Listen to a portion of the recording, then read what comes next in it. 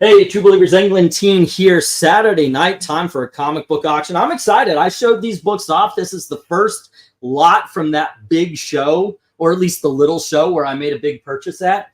We're going to start with some 50-cent books. Yeah, even though we're starting just about 5 or 6 minutes late, I'm still going to go 50 centers if you don't mind. On top, starting with the A here, we've got some Jennifer Blood. We've got issue number 5 and 10. They're all from Dynamite. We've got issue number 16 and 17. Archie 659 is over there at E. On the bottom row, we're going to be hit with a few FemForce. They've got damage. This one on the back cover kind of got folded. This is water damage right here. And you can see the spine ticks going up and down 51 and Alley Cat. And Red Fox is there because that's not actually Red Fox. There's no way she was starring in Sanford and Son. But what we've got is She Cat 1, FemForce 20, FemForce 51, Alley Cat number 4, and Red Fox number 10. Bidding begins at 50 cents each as soon as LK says go. And Vezerin, if you're listening in, I've still got your page set at 143 already. Let's see how today goes. And how are you doing today, Eric Breen and LK? No, not too bad. A little tired, but some good sports results. Made my day feel better. Well, that's good. That's good. Let's see. What do we got? We got LK comes in for FG and H snagging the FemForce. Was not expecting that from LK.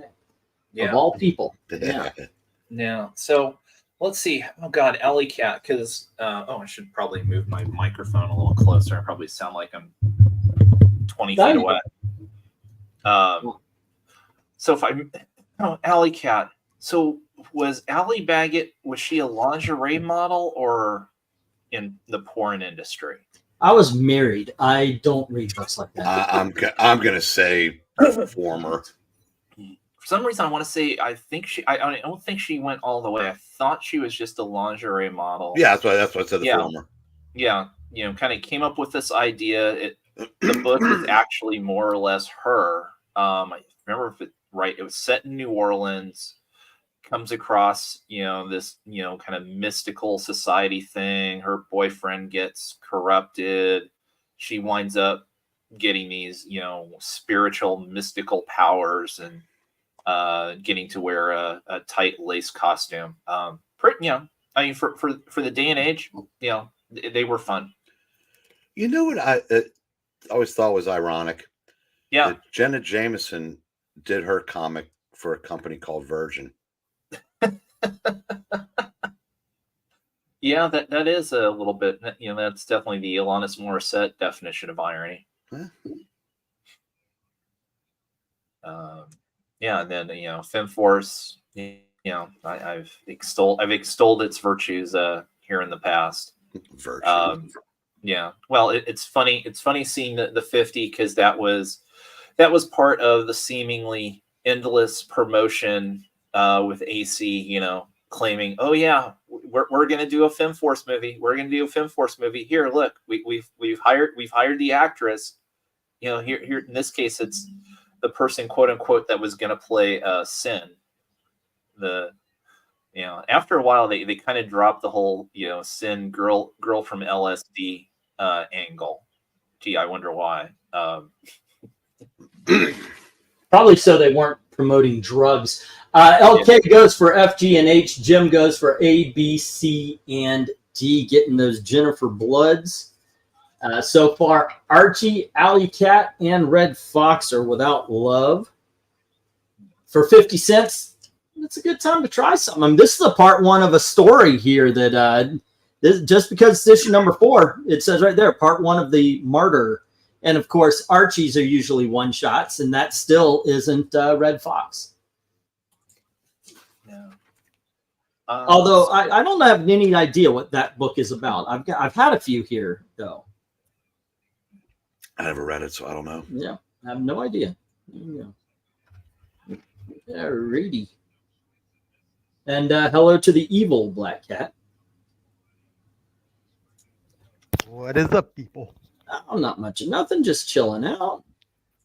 relaxing. Went out shopping today for some what big dogs that are in the show later today.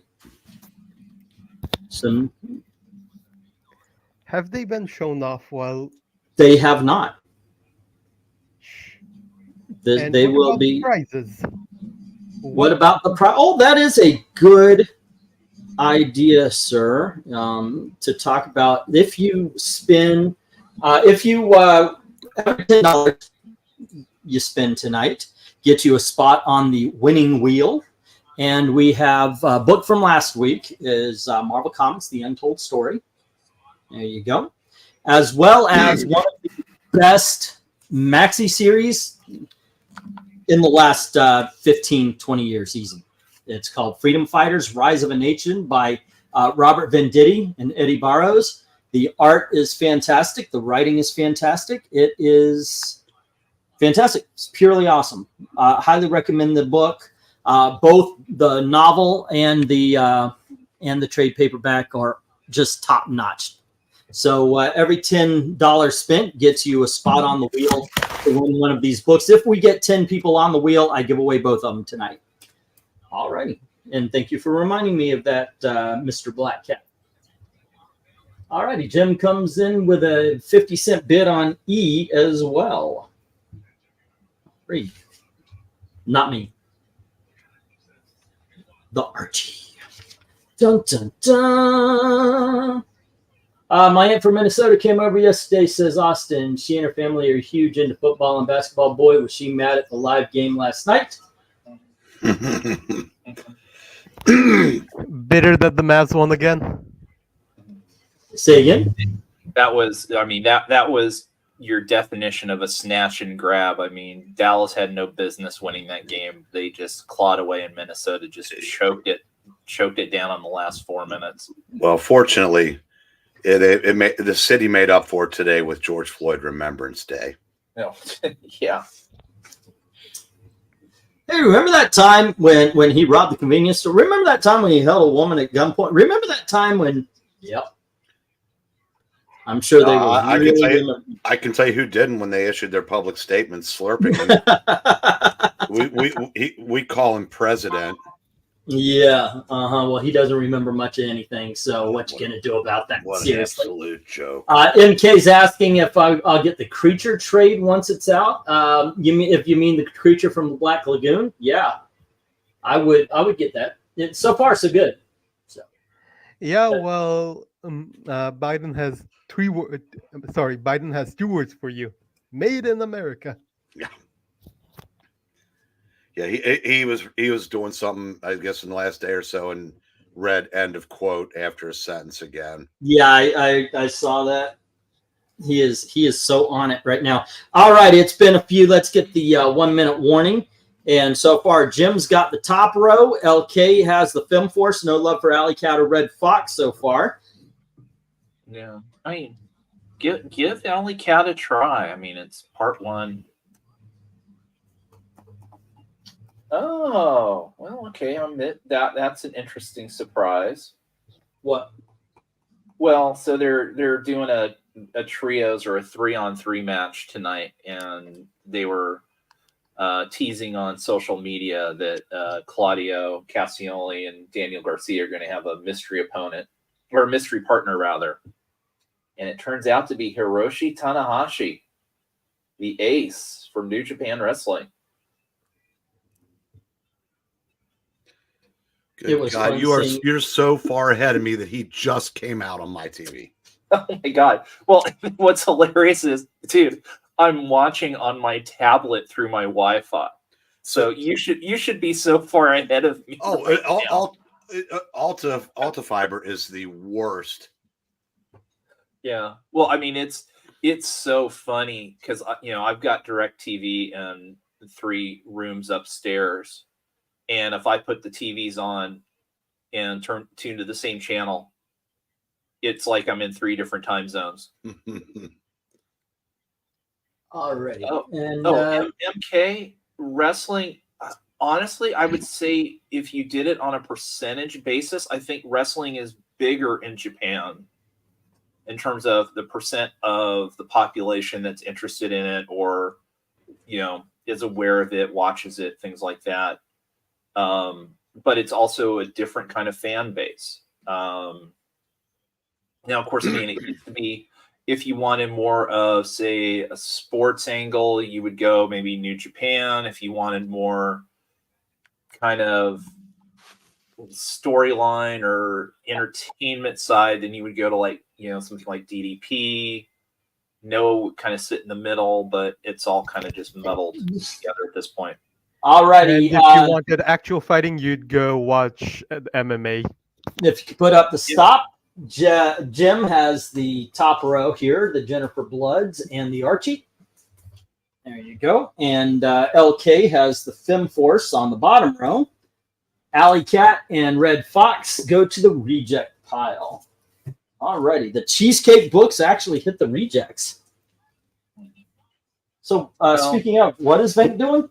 I'm sure that if you go and bring him back at the end of the night, that they'll somehow find a home. I'm pretty sure there's some good books here today. By the way, I mean, you guys saw the preview if you watched the unboxings. 2, 3, 4, 5, 6, 7, 8, 9, and 10. Alrighty. Next up, we've got the Ferret #1 from the Pages of the Protectors, which, if you are a Mike Miller fan. Then we have Army of Darkness, Ashes to Ashes. That's issue #1.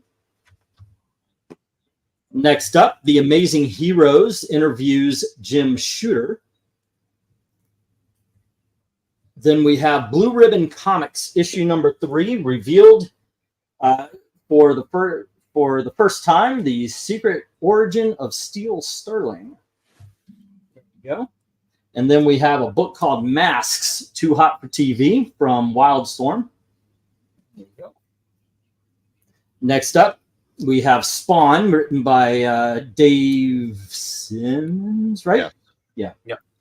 All right, that's issue #10. Then we've got a book from Mars, I guess Ron Mars maybe, called Samurai, Heaven and Earth.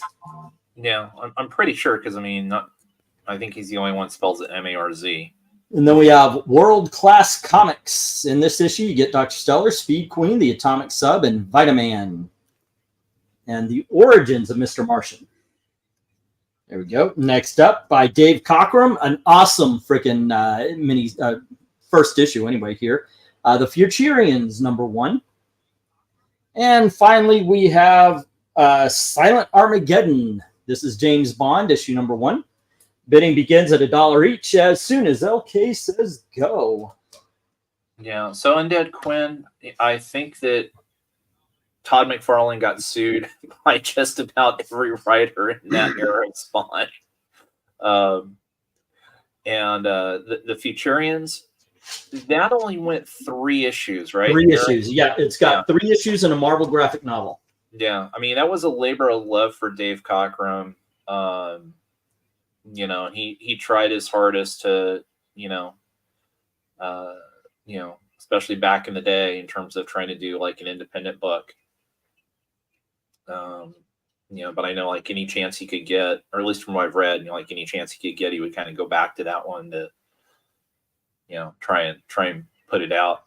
And I think the Masks up there, I think that was Wildstorm's attempt of, superheroes as reality TV, which, was, a really big popular thing. It seemed like just about everybody tried to do some version of that back in the, early 2000s, or I think that's from. Yeah, it's the first time I ever saw it myself.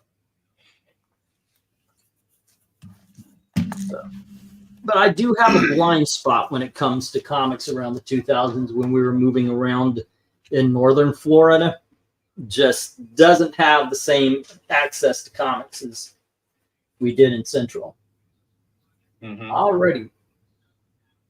Oh, we didn't get the start. We're still on the 50 cents. These are $1. Okay, let's change that. Wait. Oh, I thought. And we did. Yeah. I thought you had said they were $1 or 50 cents. No, these are the bucks.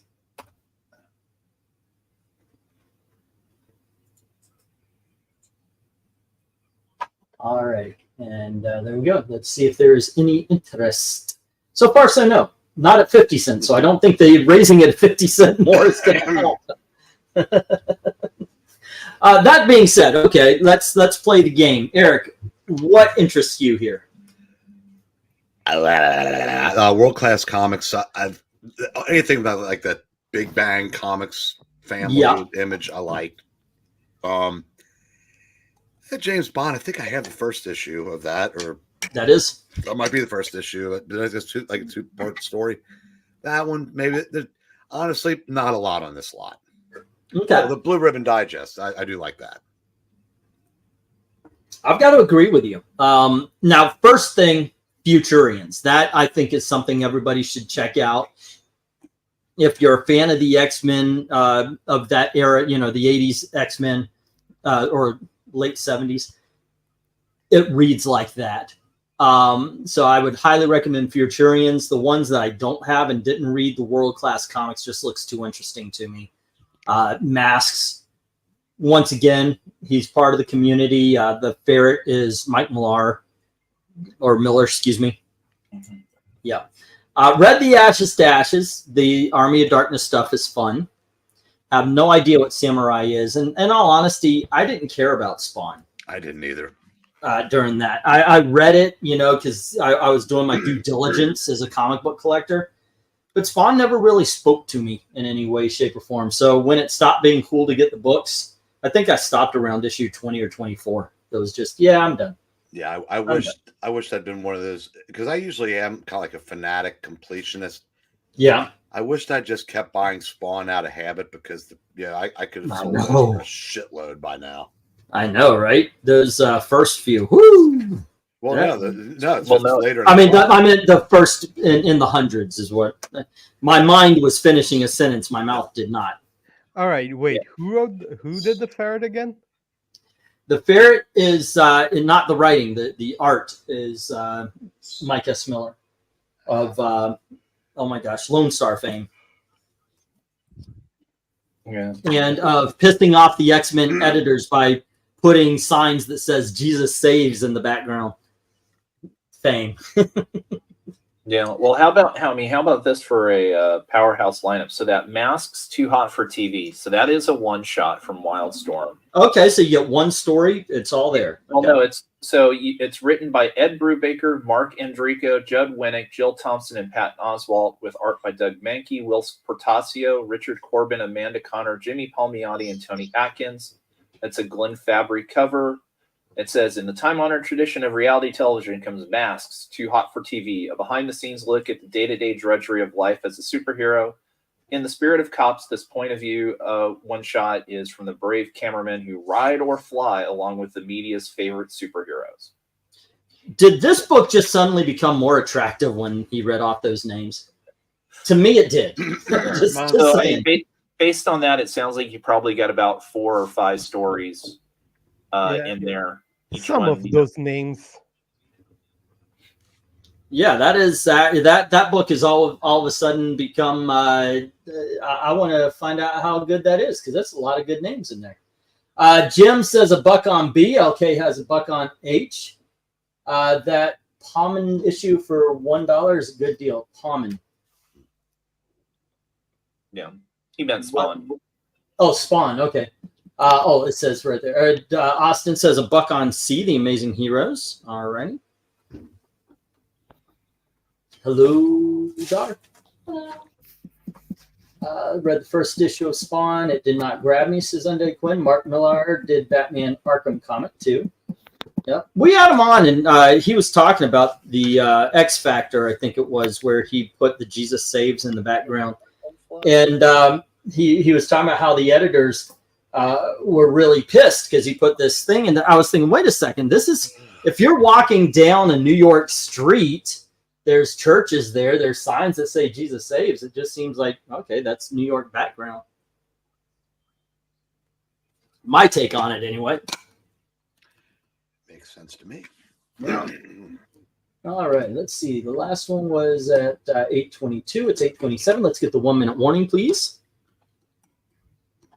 And let me go over this one more time.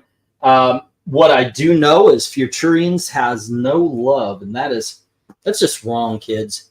That is wrong. Okay, let's see. No love for the Ferret. Jim has Army of Darkness. Austin has The Amazing Heroes. No love for Steel Sterling, the Blue Ribbon. No love for the Masks yet. Spawn, Samurai. No love for the Futurians or James Bond. But World Class Comics is with LK, barring any last-minute bids before we get the stop from LK. All right, it's not bad as the NTG. Yeah. That it amazes me how they would more probably. Of course, it's just speculation that they would embrace that guy more than they would Mike these days, who I find to be a good guy. I've never had a crossword said or to be said. So who was the anti-G-verse guy? You know, I don't know his name right off. I would have to look it up. Oh, I know who you're referring to. I don't remember the artist's name, but yeah, he was the one that put in a couple of hidden, not so hidden. No. I remember who. It was Mahmoud Asrar or something like that. Yeah. Okay. The story that immediately sprang to mind was what's his name?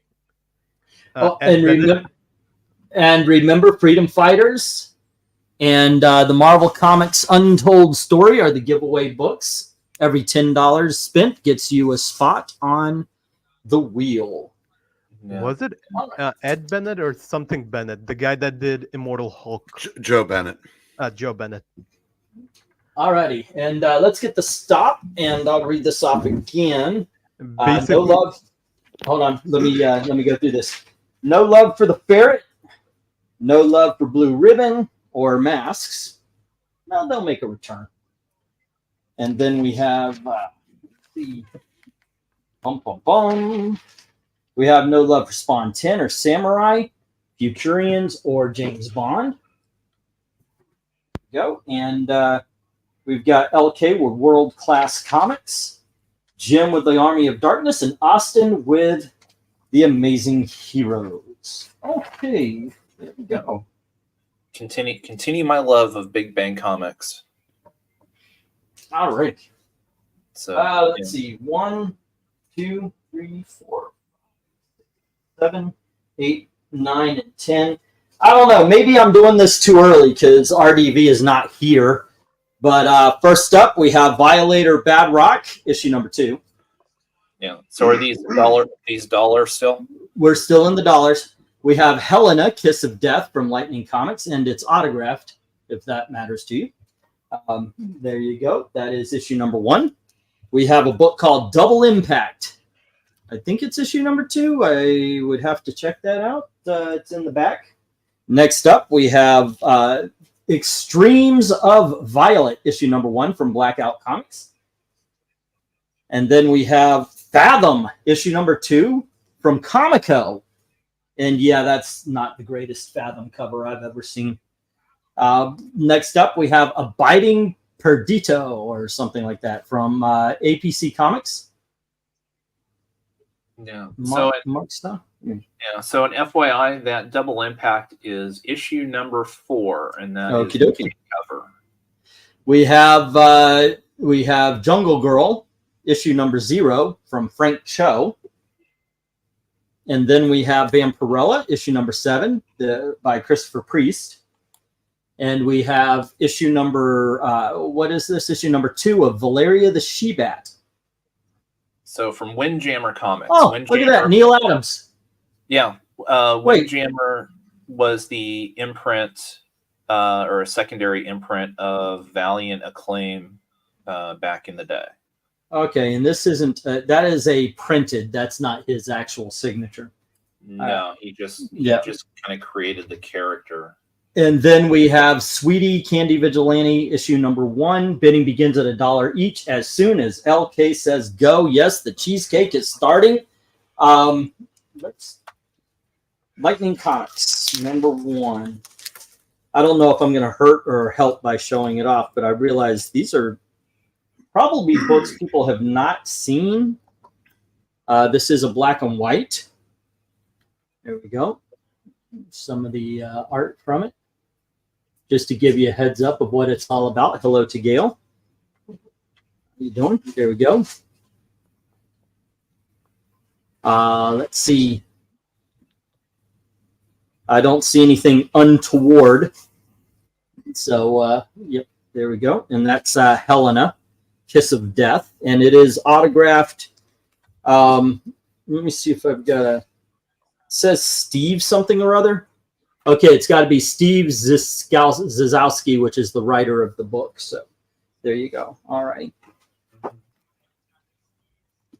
I guess I'll go on. Because, yeah, I'm pretty sure there are a couple. Let's see what Blackout Extremes of Violet, #1, looks like here.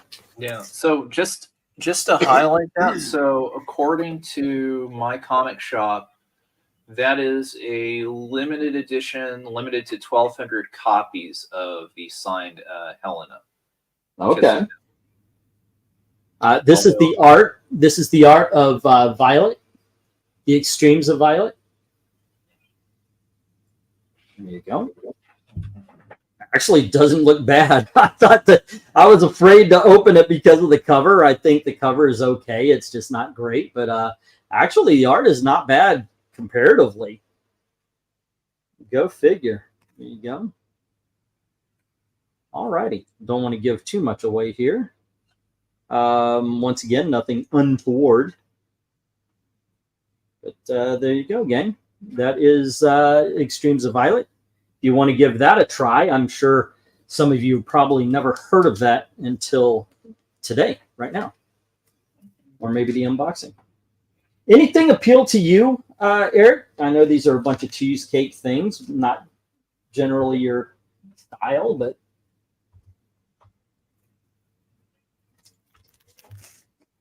Oh, he's away. How about you, LK? Oh, well, gee. Let's see here. Let me get my bid in first. Yeah, okay. the Helena is interesting. I had Fury of Helena, so basically it's one of those classic tales of Lucifer's picked her to be a force of darkness, but then her soul was purified, and now she's an agent to destroy darkness and a force of good. So this is Valeria the She-Bat, which, by the way, looks freaking awesome. Yeah, we do have a bid also by Jim, who put $1 on G, which is the Jungle Girl, and $1 on J, which is the Sweetie Candy Vigilante. Yeah, but there you go. Yeah, so Valeria the She-Bat originally started out at Continuity. That's why Neil Adams created it. She showed up was she was going to show up in a crossover with Champions, I believe, from her Heroic Publishing, but I don't know if that ever actually came out. And then few years later, Neil Adams did 2 issues through DC Windjammer. So this is issue 2 of 2 of the She-Bat story. And then then it popped up one other time as well, or was going to. I'm trying to think. And that is the www.markkosia.com Abiding Perdo book, or however you say it. All righty. Let's see. It is 8:36. It's been 2 minutes. We'll give it one more minute, and then we'll put up the... actually, you can put up the 1 minute warning. Right now, it's just the two of you here. Let me write these down. From what I'm looking at, guys, I think Valeria the She-Bat and Extremes of Violet. I thought you're letting something go there. That just looks awesome. Yeah. I'd give that one a try. Yeah. Well, let me see here. Extremes. Oops. Okay, LK with Helena, and Jim has the Jungle Girl. Yeah. and the Sweetie. Yeah, so there were 3 issues of Extremes of Violet. Okay. A 0, a 1, and a 2. Let's see. A superpowered secret agent rushes to stop a terrorist plot to extort millions from the U.S. government by unleashing a virulent plague across the nation. So that's your storyline. All right. And that is, that's just surprisingly just one cover there for issue 1. So 1995 by Blackout. So, but the art is Del Barris, and so Del, he did a ton of independent stuff back in the day, and I'm sure if Eric were here, he could tell us what mainstream work he did. I know I saw that name pop up a lot. I want to say he did some Hulks, maybe. Could be. I know I recognize the name, and actually, looking like he does some of the inking in that Valeria Shebat issue. Yeah, I think he's more of an inker than an artist, but I want to say he did do some Hulks. Yeah. All righty. And let's see. Let's get the stop, and we'll move on here. All righty. Let's see. What do we got? So far, 8 are with us. That usually picks up during the night. Hopefully it will. And because I've got some good stuff, guys. I have got some good stuff here. Yeah, gotta let the audience build here. Yep. That's why I always start with the 50 centers and the dollars and such like that, and then build in. All righty. And let's see. No love for the Violator. No love for Double Impact. I didn't show that off. I'm actually surprised after I shown the Extremes of Violet, there was no pickup. No love for Biting Perdita or Vampirella and Valerie. And I'm also surprised at that. That splash page alone was freaking awesome. That just looks like a really good book. But these hit the rejects, and LK has the Helena Kiss of Death, Jungle Girl, and Sweetie to Jim. Let me get these down. We'll get the next round up. We're still in the dollar books. This will be the last of the dollar books. And what we've got is an anniversary special with free. Well, it says it's got a free full color button, but I'm telling you it ain't here. But here you go. The comic book is. This is Green Hornet anniversary special number 1. From Now Comics, we have Tales of the Green Hornet issue number 1. And then we have The Sting of the Green Hornet, issue number 1. And we have Sting of the Green Hornet, issue number 2. And Sting of the Green Hornet, issue number 4. And I know you guys usually don't like the swaps, but this is not a swap. This is the daughter of Kato taking on Green Hornet after the Green Hornet has been retired and goes missing. Amy Chu knows what she's doing right here. This is a good freaking book. That's issue number 1. We have issue number 2. And that is cover B. And then we have another variant right here, issue number 2. And then we have Green Hornet issue number 3. And Green Hornet issue number 5. Bidding begins at $1 each. As soon as LK says go, there is not a bad book on the shelf, but I do highly recommend the bottom. There's even when it came out, there was a natural push against it. Even I put a video out going, good God, really? But when I read it, it turned me around. Anything Now and Green Hornet is worth a freaking $1 easily. I'm just gonna comment. I think H is separate from G because the trade dress looks different, and you've got Kevin Smith. Yes, that's Kevin Smith. I am sorry. I thought it was the same. You are right. I am wrong. Yeah, I'll just keep it there. But I didn't even notice the name. I just thought it was the same because, yep, that was my big fucking mistake. That is Kevin Smith issue number 2. I am so surprised I missed that. Yeah. Well, but good I mean, pull. I mean, at the same time, though, I mean, it's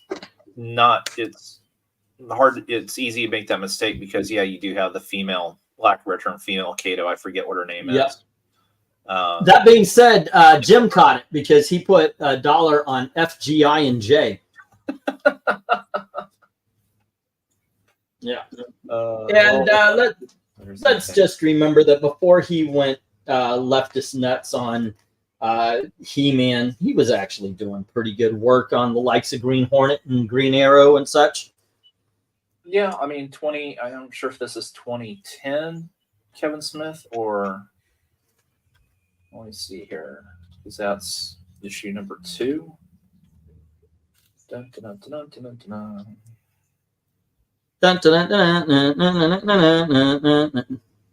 dun. Okay, that is, issue 2 from April 2010. That is a Steven Segovia cover. And the Green Hornet is back, and Dynamite is the new home for the avenging hero and his faithful sidekick, Kato, and the Black Beauty. Natch. Issue 2 continues the incredible opening blast from Dynamite and Kevin Smith, and wait until you see what's coming as the original Green Hornet struggles with forces put in motion against him, and his son unwittingly becomes a pawn in a world not of his making. Never before seen, this comic adaptation of the unproduced Kevin Smith screenplay is the comic book event of 2010. Well, there you go. That's what we're getting. And with Sting, you get Green Hornet versus Nazis. Whether Zachary agrees with that or not, there it is. Good stuff. Good stuff. And yes, Undead Quinn, they do have Zach's favorite person on D there. Franklin D. Roosevelt? Yes, that is exactly who I'm referring to. Of course. I should say that's exactly who Undead Quinn is referring to. Of course, yes. Yes.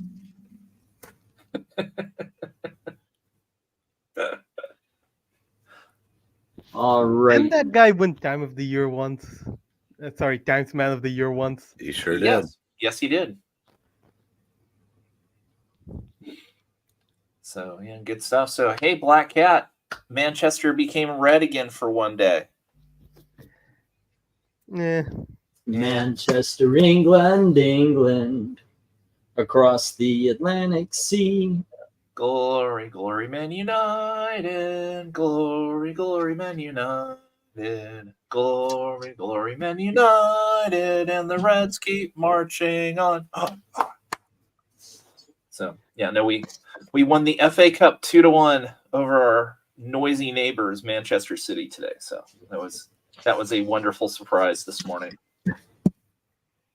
Okay. As well it should be, sir. Yep. All right.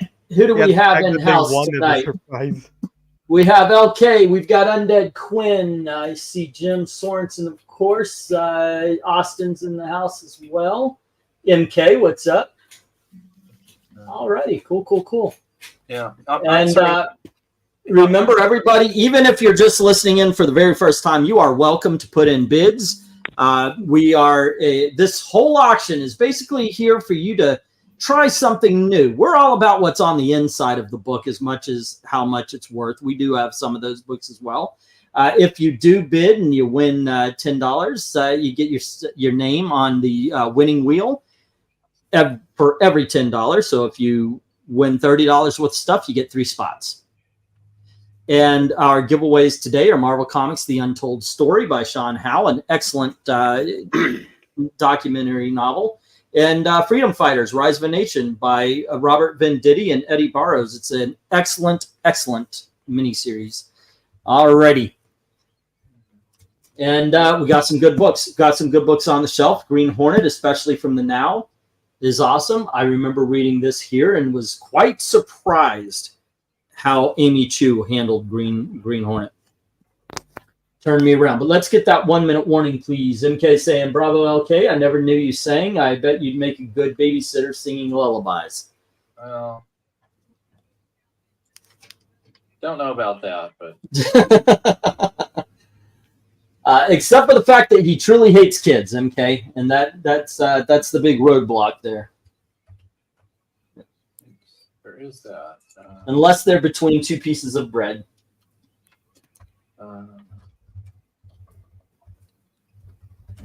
Yeah. I'm sorry, Kat. How many trophies did Liverpool win this year? One. What did they win the League Cup? Yeah. Oh, okay. I couldn't remember. So okay, we're tied. Yeah, then everyone started getting injured because Mr. High Intensity wants to play high intensity, and every time that he does, we have mass injuries. All righty, kids. Let's get the stop here. Jim has Green Hornet by Amy Chu 1, 2, 3, and 5. And the rest of the Green Hornet, unfortunately, goes to the reject pile. Ready. Mistake, I think, but there you go. There you go. All righty. Let me get these down, and we will get the next round up. Bum, bum, bum. Going to the $2 books. Okay, changing Vienna. Zoink. Okay, heading to the $2 books. We have from Image Comics, and I guess she comes from the she's from Savage Dragon, I think. Dart #1. Alrighty. And then we have from the Ultraverse Mantra #1 with the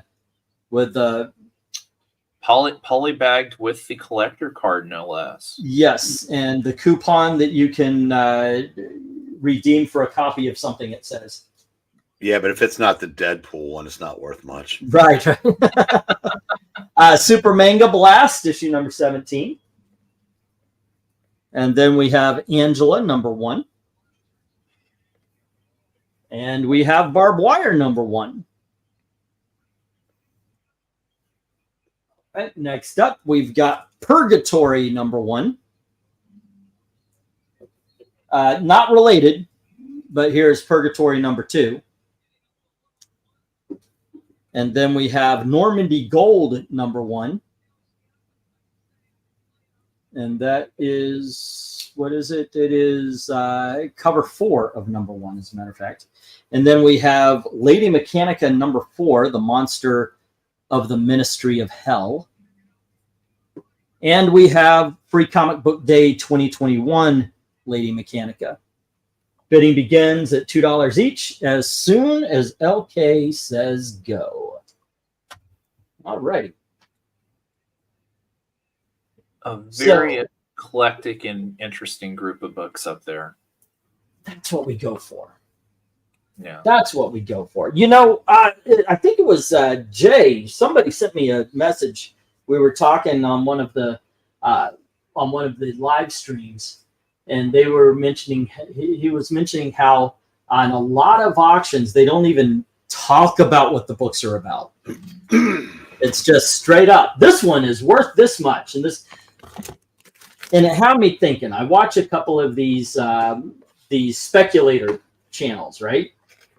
And it occurs to me, they say they're collecting comics, but it feels like really what they're collecting is numbers. Because sometimes they'll be like, well, I have this and it's at a 9.6 and I'm going to get a press so I could get a 9.8. And everything they're talking about is numbers. It's the 9.6, it's the 9.8, it's the 9.9, it's the 10, it's the... It seems like the comic book itself is a little bit superfluous. Just it's kind of weird. I do like to talk about the eclectic books here that we have. I do like to say, yes, I have read Purgatory. I think it's a really fun book. Mantra is one of the best things to come out of the Ultraverse. It's one of the best things to come out of the early 2000s. That Barbed Wire is a hell of a lot of fun. I met the creator of Lady Mechanica, and she was pretty cool. She ended up writing a pretty decent book. But there you go. What appeals to you there, LK? Then. Well, I mean, as I say, I definitely read those. The two I'll talk about that are very underrated is the Lady Mechanica. It's Joe Benavidez. If you kind of like, say, because I'm trying to think what it's set in. I want to say it's set around like the early 1900s, but in kind of an alternate, little bit of society. Lady Mechanica is kind of this woman that wakes up kind of as a bit of an amnesiac, doesn't know where she was or who she was, finds out, basically that all her limbs were replaced with like steampunk cybernetics type thing. And, so it's, her kind of, righting some wrongs a little bit. Just really interesting stuff. I've supported a couple of crowdfund, I think, for Lady Mechanica when I first kind of stumbled upon it. Great stuff. Benavidez's art is gorgeous to look at. And just all around just interesting, just really, really neat storytelling. So yeah, definitely the Free Comic Book Day book is a great way to check it out, to see if you like it. And then part 4 there of the Ministry of Monsters, I think it is really good. I know I definitely got the Day of the Dead series in the crowdfund. But yeah, I mean, great stuff. And yeah, I mean, if you ever see his next campaign, I'm not sure when his next campaign is, but he puts a ton of extra stuff into the crowdfund campaigns as well. I mean, I've got Lady Mechanica magnets all over the place. Okay, so big fan there. All right. Yeah. How about you, Eric? I've talked about the Super Manga Blast. I was reading that at the time, and there were some pretty decent stories, although I can't really say I remember that much about them. But if you like manga, they were they were a couple of them were, I'm not gonna say not adult, but not, I mean, maybe not necessarily all ages either, or at the fringes of it at best.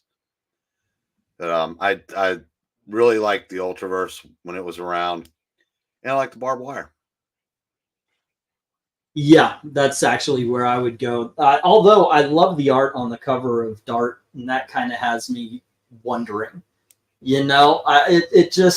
It's one of those covers. It looks simple at first because it's a hero pose, but there's something to it that's creating a ambiance that I want to check that book out. It's doing its job. Got to say, the cover is doing its job because it's working on me. That being going ahead. Angela, I was gonna say too. I mean, Angela's nothing to sleep on either, because I mean that is Neil Gaiman. Oh wow! Doing the book, I'm pretty sure. Yeah, at the time, he was still doing it, as far as I know. Let me just double check so I don't throw anybody off. But I mean, because I know I've got that buried in the collection somewhere. Okay. Let me see. Yeah, script by Neil Gaiman, art by Greg Capullo, and that is a Greg Capullo cover. So, I mean, Neil Gaiman and the guy who's set to do, who made huge strides with Batman. I mean, say what you will. I mean, he's one of the reasons why Resurrected Spawn became as popular as he's been over the last several years, and is set to do that Wolverine miniseries. So yeah, I mean, if you don't have it, if you never read it, $2 is definitely worth it to pick up.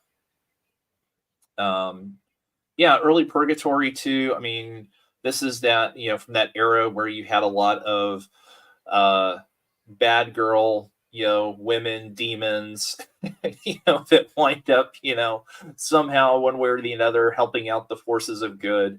That was a big common theme. I mean, we just saw it with the Helena book. You've got, Purgatory, Lady Death is that in some fashion. I mean, the list kind of goes on and on. So that's worth it. And of course, you talked about Mantra. Yeah, Manga Blast. I think there's like 6 or 7. Unfortunately, nobody's interested. So let's get the 1 minute warning. And there you go. Yeah, it's just you and Jim bidding right now. Feel free, guys. We've got 10 people watching. Feel free to join in on the bids. And yeah, there is stuff. All right. And once again, this is an auction where we are focusing on, hey, give something a try rather than just the value of it, which is a way to go. All right, actual reading comics. Do people do that still? Sometimes. Alrighty. Let's see where we are here. 1, 2, 3, and 4. And let's just get the stop there. And Jim has the Lady Mechanica, and everything else is hitting the reject. All right. There we go.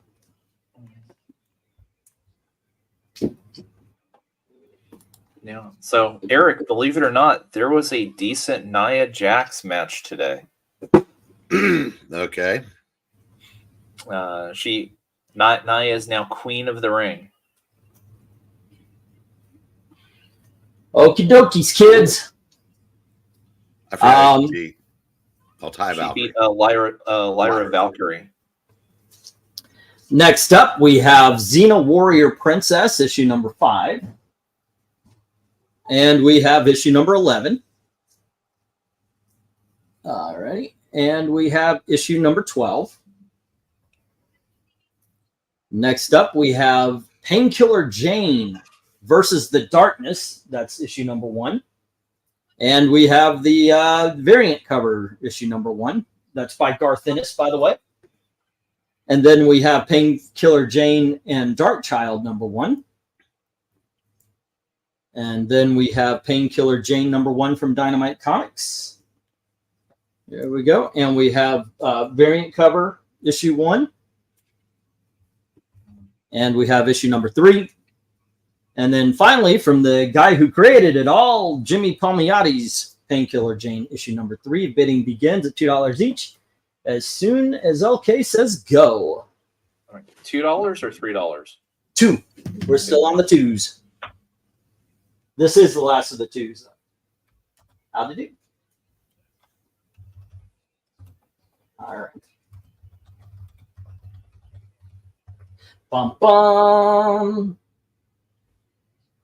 And let's see. Now I did a video on the comic book origin, the very first appearance, Painkiller Jane. That was fun. I've never read or watched Xena Warrior Princess. Never saw an episode, not of that or of Hercules. I have no freaking clue. I don't. Yeah, okay. It's just one of those things. So short story is, at least her initial origins was she started out as a villain. Okay. She commanded this huge army, was terrorizing the countryside basically in the episode of Hercules. And God, it's been so long, I forget exactly what changed her and moved her to the side of good. But then she basically more or less became like a female Hercules in terms of, roaming the countryside and, doing good while she could. And she had the sidekick. And then, of course, later on, a certain segment of the population, took a liking and twisted Xena into something it wasn't originally. And then the showrunners at the end of the life cycle there said, well, hey, if this is the only way we can keep the show going, let's do it. And Xena and Gabrielle were more than just BFFs. It goes so off the rails. Not quite. Actually, I'm going to say it's worse than Smallville in terms of how off the rails and insane it went in the last like two plus seasons. To where like Xena travels to Rome and gets hooked up. Not with Caesar, no. With or is it with Mark Antony? He gets hooked up with one of the Roman emperors. Winds up at one point going to Egypt. It just gets crazy. So I would say maybe just stick with like the first 2 or 3 seasons of Xena. All right. Yeah, never saw an episode. Yeah, and I'm trying to remember Painkiller Jane because I remember too there was a short-lived. Was it just sci-fi series? Or did it make a series? Yeah. I think what's in the Terminator 3 chick was the star. Okay. Then she was in Painkiller Jane, like Jane's. Yeah. Is that not what happens in the comic? I can't remember if that was the way she was from the beginning, but I've read a few Painkiller Janes, but she had a Punisher crossover. I remember reading it. She had a Vampirella crossover, but I don't remember if they just made her I think they did make her. She morphed into a lesbian in the comics too, As they usually do. well, and also because I think Christiana Loken is gay also. So I mean, they kind of worked it in to the show, I guess. Because I don't know which came first. Mm-hmm.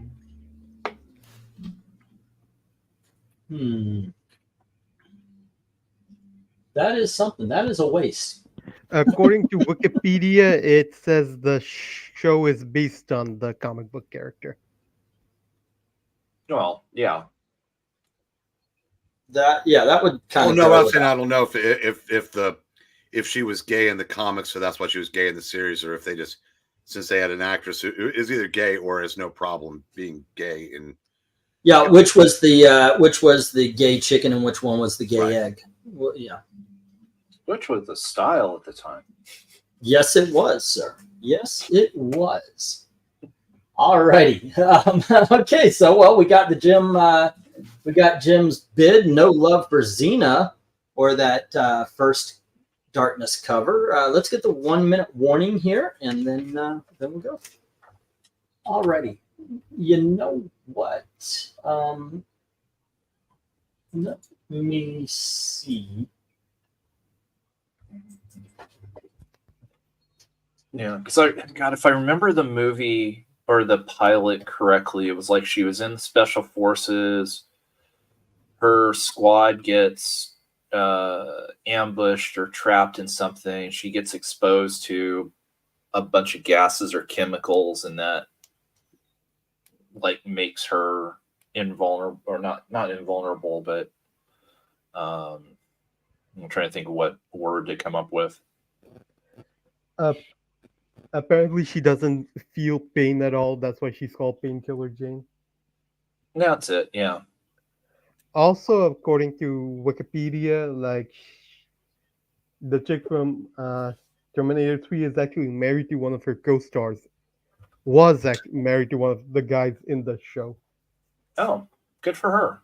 Hopefully, they're still happily married. No, they were only married for a year. Oh, I'm guessing. Wow. I wonder why. I always root for people to stay married. Apparently, according to this, she goes both ways. So, Okie dokies. Okay, so we got the 1 minute warning, and so far Jim has the Painkiller Janes from E to J. No love for the Xena Warrior Princesses. And let's see, it's 9:04, 9:05. Okay, let me get these down, and we'll get the next round up. Okie dokes. Moving right along. Bumpa-dum, bumpa-dum. But loosen. Now I got that song in my head. Shouldn't have started that. All right. Xena's going to the reject pile. And Painkiller Jane, you're coming. Oops, wrong one. Nope, that is the reject pile. And Painkiller Jane to Jim. There we go. And we're going to move on up to the $3 books. Zoinks. And all the way to the 1990s with a young, hungry artist name of Jim Balent. Balent or Ballant? I've always said Ballant. Yeah, I think it's Ballant. Yeah, that's what I've always said as well. A guy named Jim Ballant and a guy named Joe Duffy in issue number 3 of Catwoman. Guy named Joe Duffy? Dude, I'm just go with it. Here we have issue number 8. Issue number 16. You know, women didn't work in DC or Marvel. Yeah, there was no women until 2013, Eric. There were no women in comics. It's 2015, sir, and I shouldn't have phrased it as a question. What I meant to say is, Joe Duffy's a guy. There you go. Yes. All right. Next up, we have Catwoman 34. And we have Catwoman Wildcat, book 3. There we go. Next up, we have Catwoman number 41. And we have Catwoman number 42, the first appearance of Cybercat, by the way, if you guys were wondering what that book was, it's this one. Then we have issue number 47. And here we have issue number 68. And finally, issue number 86. Bidding begins as soon as LK at $3 each, as soon as LK says go. All righty. My favorite run, by the way, of Catwoman so far. Brubaker was good, but I do like I like this one better. You know, my favorite run of Catwoman is not Dixon, it's not Brubaker, it's not this. Okay. So Will Pfeiffer later in the run that followed this one. I really, really like. Okay. Yeah, that one's good. That was good. Will Pfeiffer not wait a second. Howard. Yeah. Well, you know what? I was about to ask. Wait a second. Does Catwoman have a bad run? And you just laid it right out. She does. Teeny Howard. Yeah. It would be the most recent, yes. But no, I was going to say if you want to see how Jim Ballant was developing the skills that he would put to good use in Tarot, Witch of the Black Rose, go take a look. Check out these look at a picture of his wife. Okay, so Jim is saying $3 Albany. Now I haven't had time to write him up in the scrolls, where it says bidding starts $3. But I was thinking of this, and I would like to know. By the way, everybody in the chat, please answer this. Everybody who is a bidder, everybody who listens in. I was thinking of trying for the incentives. One of the incentives, of course, is the giveaway. Every $10 you get on the wheel for a giveaway. This is a really good novel, highly recommended. Or you could win Freedom Fighters. Every $10 gets you a spot on the wheel. But another incentive, I thought, and this reminded me of it. Jim says $3 all but E, where I was thinking maybe giving a 20% discount to the final bid if somebody sweeps the board. What do you think? Say that again. A 20% discount if somebody sweeps the board. Oh, that of course, obviously, if it's $1 board nobody's bidding on, and you go, you know what, give me the board. I take 2 of the books. I put them on your list. I just take them out of the price. But if there's a bidding war and let's say that $10 worth of books all of a sudden is now $25, but one person wins them, $5 comes off the price, and I was just thinking that might actually be a bit of an incentive. What do you think? What do you guys think? Not a bad idea. If you can keep track of it. Yeah, well, obviously it would be in the it would be on the I want to rewrite all the scrolls so it's there, and then when it happens, the one thing will be remembering to do it, but just writing down the book but not putting the price on them. I don't know. Do you think that would work as an incentive? Would you guys be incentivized? Let me know in the comments. Jim's saying he needs the other books in the Wildcat. Yeah, that one was the tough sell for this, because it is issue 3 of a mini series. So I get it on that. It's a good series. I mean, I read it relatively recently. Big shock. I can't remember what I read, but yeah, this was part of that that big box of stuff. So I just threw it in. Usually I am able to take my time and go through, and if somebody offers you a box, I didn't get a chance to do this, and I wish I did. If somebody offers you a box deal where it's like $50 for a long box or a short box, if you have the time and you're not going to get them mad or anything like that, take the bag and backing boards off. I wish I had done that because a lot more would have fit in. And then you put the books like this. So the sides, that way the sides are on different things as much as you can all the way up. You can easily fit 250 to 300 books in a short box. Now, did you see anybody doing that? No. Because what? I said, would they allow it? That's if the people do allow it. Hey, if you're going to sell me the book with the bag and backing board, sell me the book without it, and I'll just take the bag and backing board along with me. That's usually how I do that, and a lot of people don't give a shit. A lot of people don't give a shit because when they're doing that, they just want to get rid of their inventory. But that's good advice. Alrighty, it has been a few minutes, so let's get the 1 minute warning. All right, Jim has the entire board except the Catwoman Wildcat because it is only a number 3 in a mini series. I get that. All right, and let's see. I've got to say, it's an excellent series. I really do like this. I do like the fact that one of the writers, I forget who it was, that might have been Joe Duffy. I think it was in an earlier one. Unless it was during No Man's Land, but somebody, it was in No Man's Land. Somebody made a reference to, we just saw a naked woman go by, because the costume is so tight. I mean, obviously that's not how fabric works on a body, but I do like the fact that at least it was acknowledged in the story about how tight this costume is drawn on her, because she's essentially just a naked woman colored purple. And I don't think I'm going to get anybody here talking bad about that. No. Typically the best books are basically just more or less naked people with the costume painted on. And that goes for both male and female. Yep. And because it's the 90s, we are certain which is which. Yes. Fair. Yes.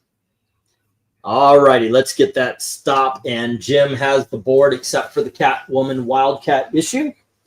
There you go. Let me get that down and put into the reject box, which is filling up a little bit faster than the other one, but not by much. It is it is not by much. All righty, there we go. And we got the other 3. I tend to do two twos, 2 3s, 2 5s, and then the big dogs.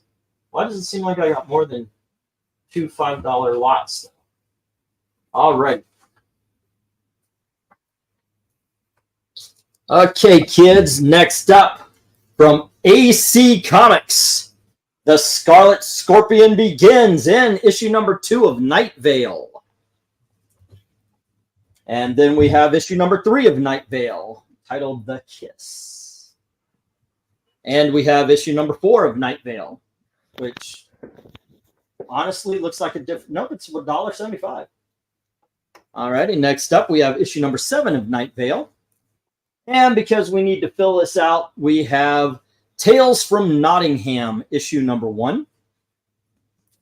Yep. And then we have Flare, and this is the 2006 run. This is issue number 15. And we have issue number 28 of that 2006 run. Or it says, wait a second. Yeah, I believe it's the same. Huh. Same run. Let me. This says issue number 29. And then we have issue number 31 of Flare. And we have issue number 1 of Nottingham. I was informed this is the 3rd printing.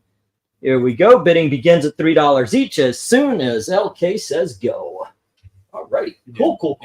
I remember there was a little bit of wonkiness with some of the numbering.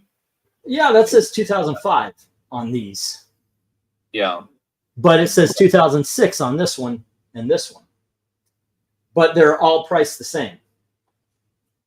Well, yeah, I mean they I think the cover price on those were $3 or $3.25 for a while.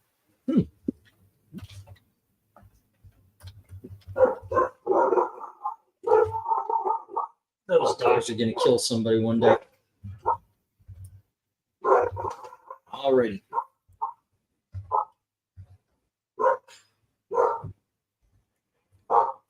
Kidokis, LK, 3 on A through D. Getting the Night Veils. Mm-hmm. Please, by all means, explain why that is an awesome series and somebody should challenge you.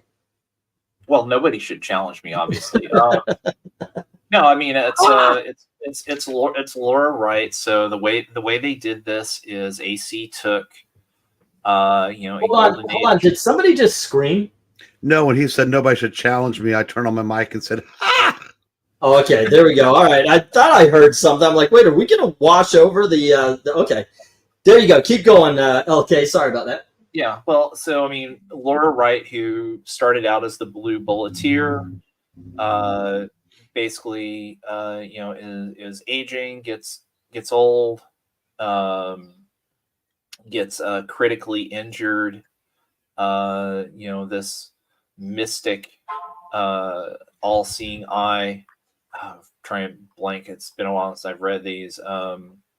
Says, well, I can save you because I need an apprentice. Basically, however, you're going to have to basically give up your humanity. Blah blah blah. So she becomes essentially like the ultimate, sorceress in the AC universe. She has her cloak of darkness, which if she envelops somebody, they enter it. They'll basically drive them mad when it comes out. And so, I mean, her personality kind of changes where she becomes kind of like very stoic, somebody like, literally the weight of the universe is on him sort of thing. But it's a great character, especially to the personality differences and kind of conflicts that you see with the FemForce team in terms of, Sin being a bit of a bubbly airhead and, She-Cat being, more forceful. Think like Tigra from the Marvel universe. And then you've got Stardust, who's an alien who knows some humanity stuff, but still acts weird at times. And then you have the kind of the stoic above it all, Night Veil, and great stuff. And I love it. So yeah, this was her, little short run kind of solo series with a different character. So good stuff. The flare stuff too at the bottom is good. I know the first two issues there, F and G, are in the same storyline. Basically the gods and goddesses of Olympus. There was a previous storyline that ran in the original Champions run, where they kind of confront the gods of Olympus, and this is kind of return to it. They try to bring Flare back, try to convince her that she's the goddess of the sun, Eos.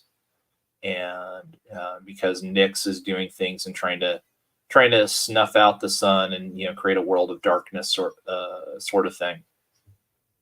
But good fun and all. All righty. But no interest beyond the A through D that you bid on. Let's get a 1 minute warning. It has been 4 minutes since last bid. All righty. I try to stay around 5 minutes per if there's not a bidding war going on. I don't think there will be. It's been a long time, actually, since we've heard, as Eric says, since we've heard his catchphrase. Don't even remember it. I know. I'm wondering if that will ever happen again. We're cruising towards the big dogs. We've got 10 viewers. We've got 2 bidders.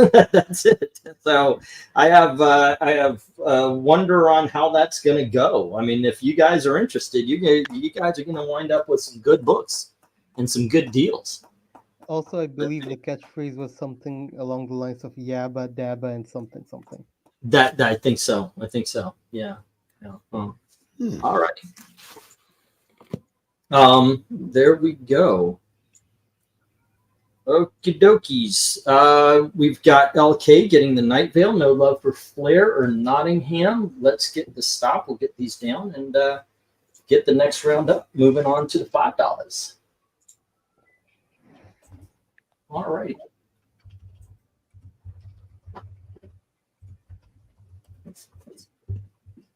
Okie dokie. There we go. Get these down for LK. And here we are. Oops. No love for Nottingham. No love for the Flares. Oh, they'll show up again.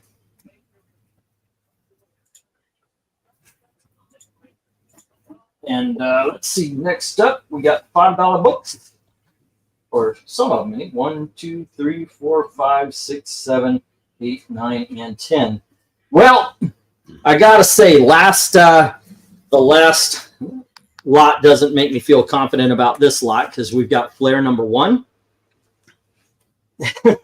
Next up, we have Flare number 3. And we have Flare number 5.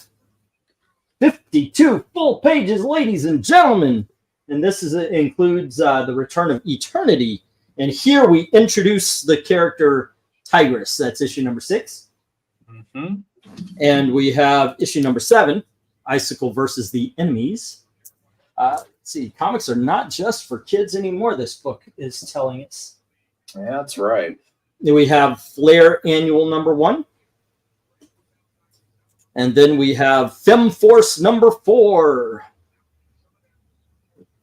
And we have Fem Force number 77.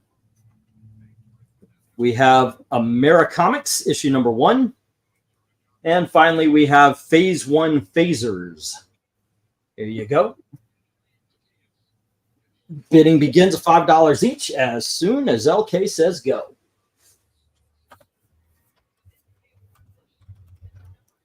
All righty. And this is still you, man. This is still to give us the heads up on the Fem Force. Yeah, I was trying to remember. Let's see here. 1, 2, 3. Yeah, so A, B there, that's all. Actually, I think all the top row, is all from the second volume of Flare. If you're going to pick up one, if you're saying, well, I've got to budget my money because I don't know what necessarily the big dogs are, things like that. If you were to pick up one, I would recommend D. That's the Tigress story is pretty good. It's also co-stars Lady Arcane, who might be my personal favorite of all the heroic publishing characters.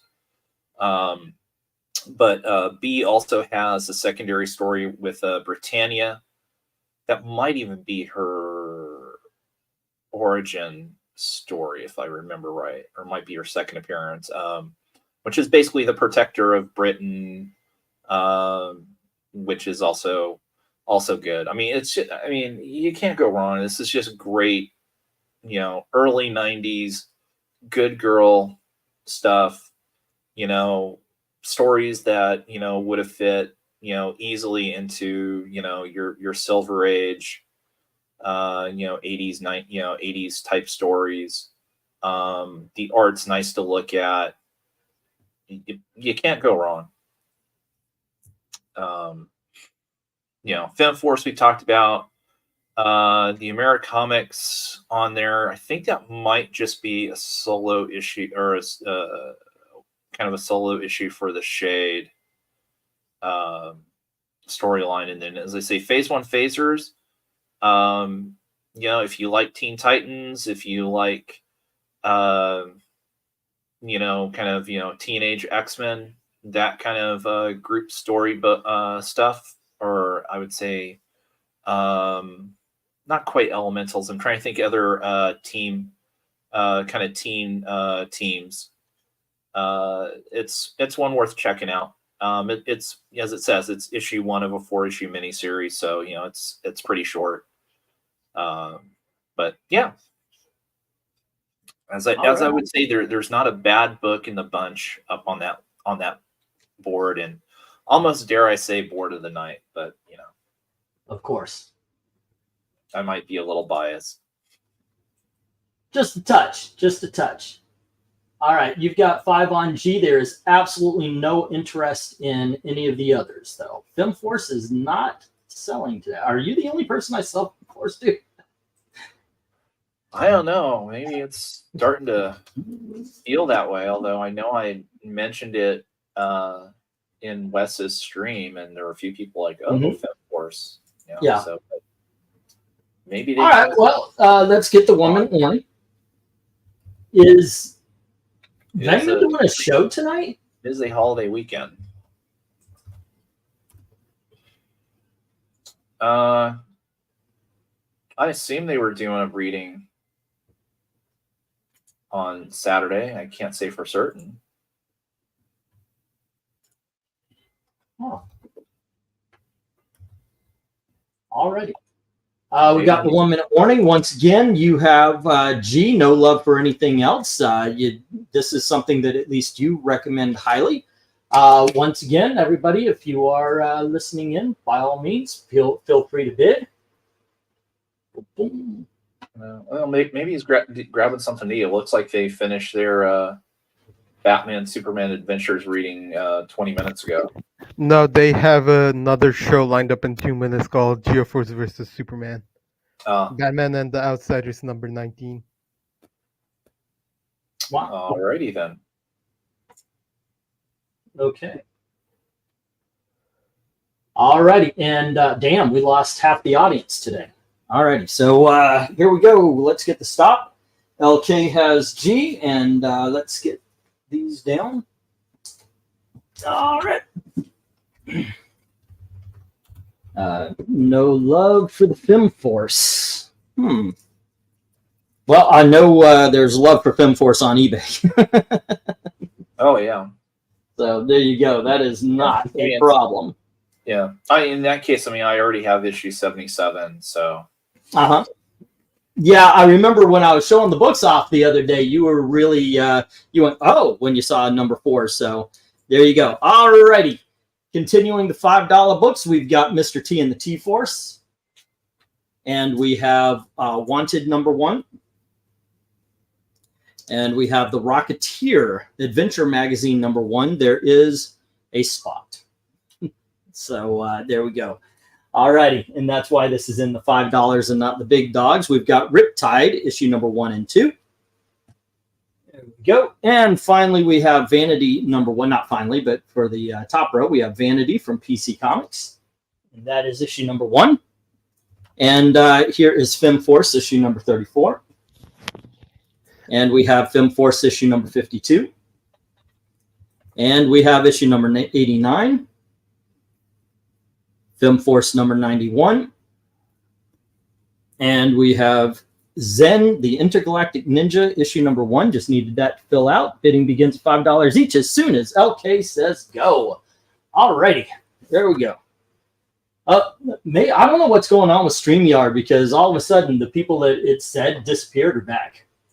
Yeah. That is weird. By all means, ladies and gentlemen, sound off. Let's hear it. Put something in the chat to let us know you're still alive, and you can just a hello, a 1, a 2, whatever, just to let us know you're there because StreamYard. I'm on the StreamYard page, not the YouTube, and it is messed up with the numbers. It's bouncing all over the place. Yeah, and to make sure that your message goes through, put those messages in the form of super chats, preferably $5 or more. Yeah.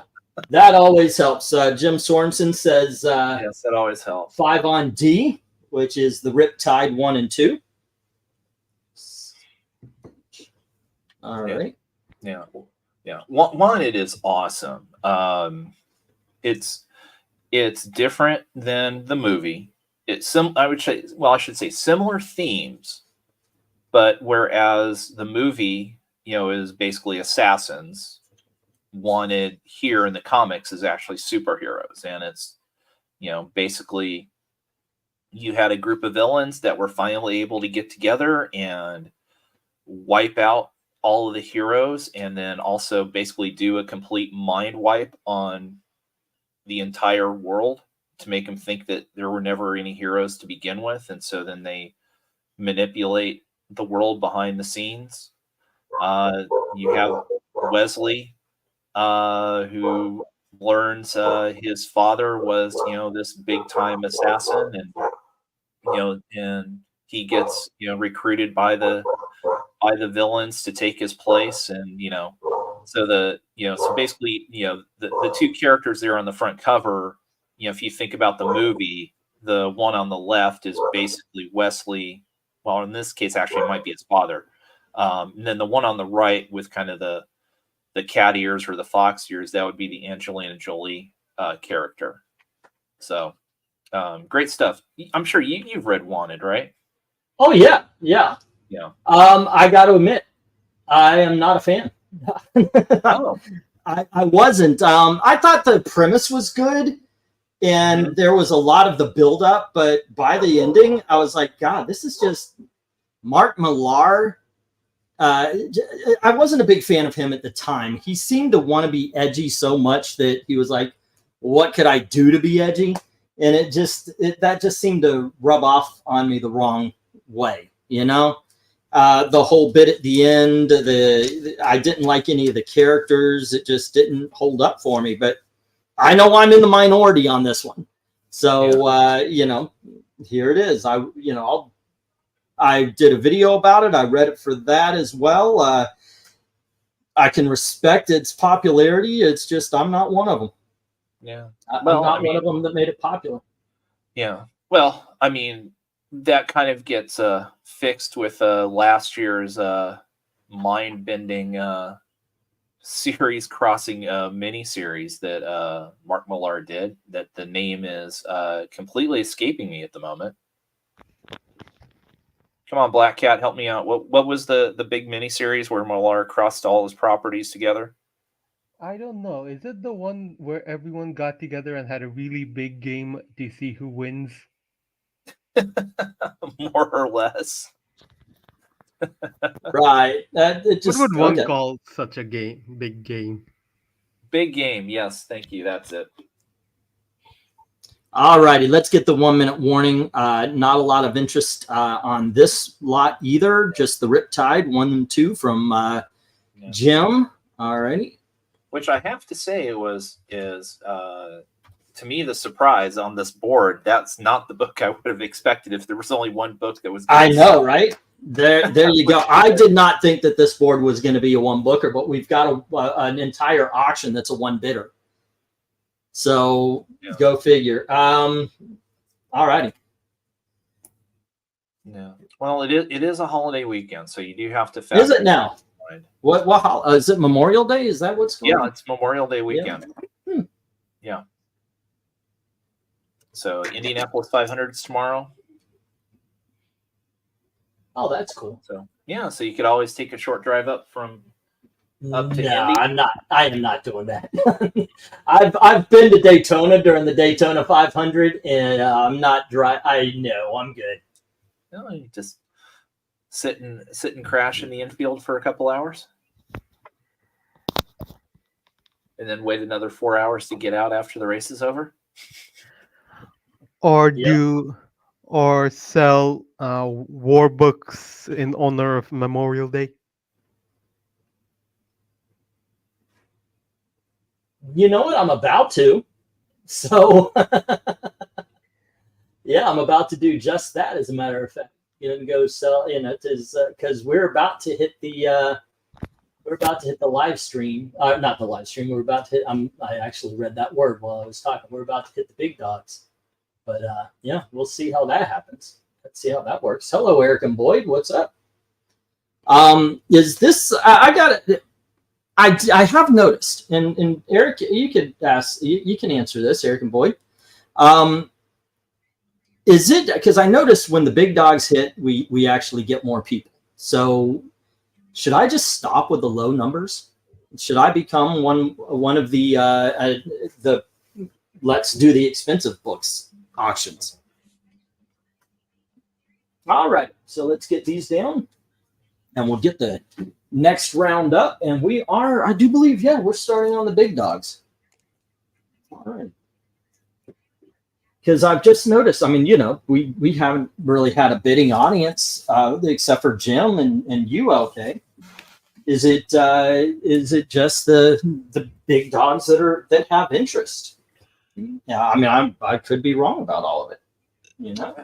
I don't know. I think every auction lately seems to be a little different. So I don't think you can just classify it that way. I mean, ultimately, Well, I'm always asking. I'm very interested. I'm always asking how to improve, how to make sure. But I have noticed recently, it's like everybody shows up for the big dogs and doesn't really pay attention to the $1, the $2, the $3, except for one or two people. Yeah. One of the last couple auctions I remember being pretty successful from beginning to end.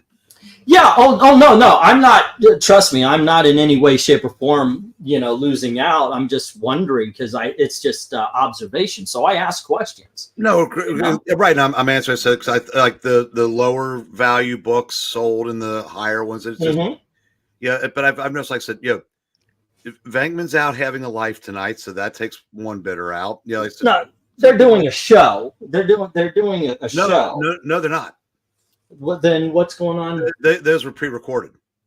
GeoForce, that's not a live stream? Nope.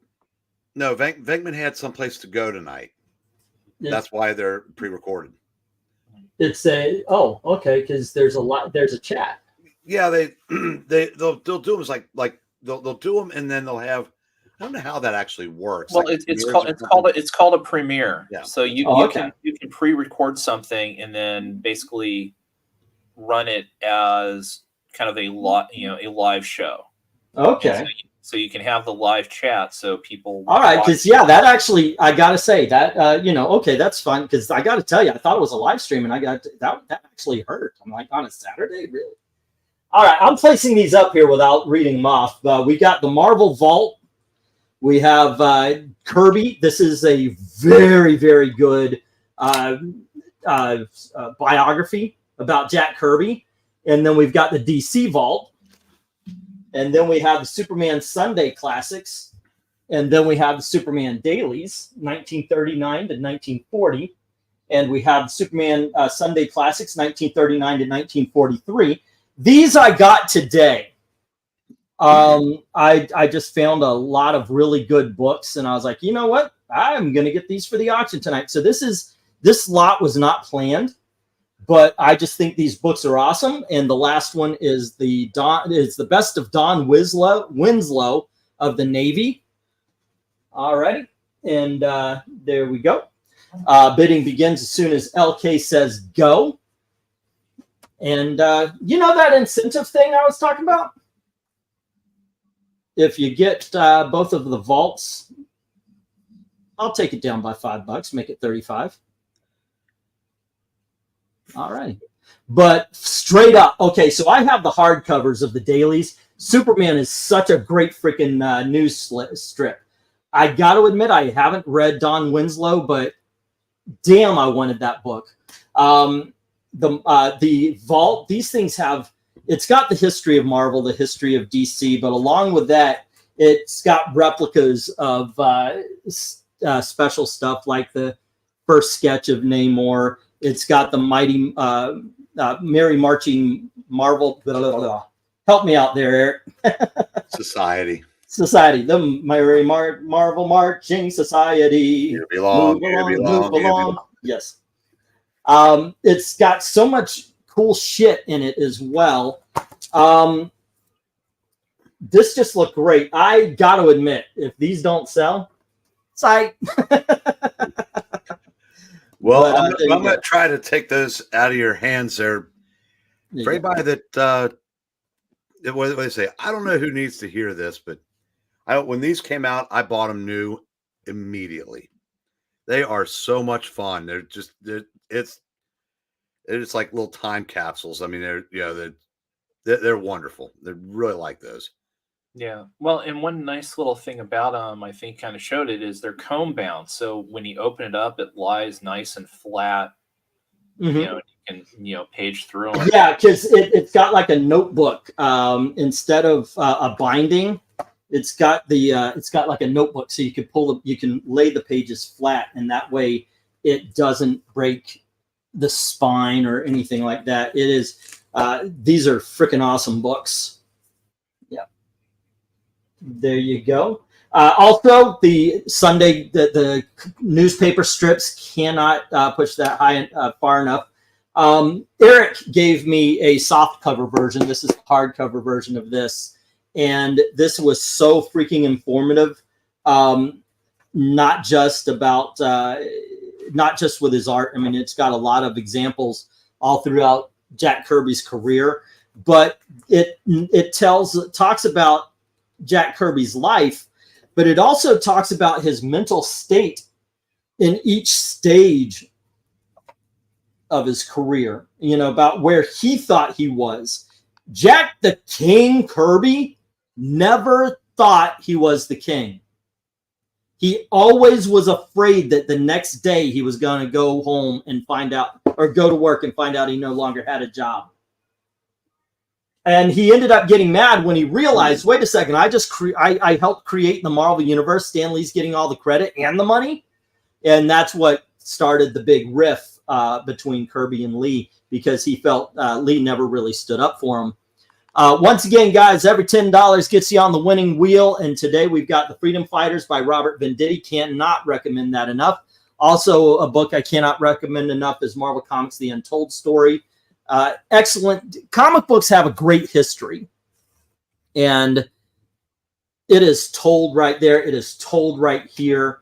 And this is just a great lot. Great freaking lot.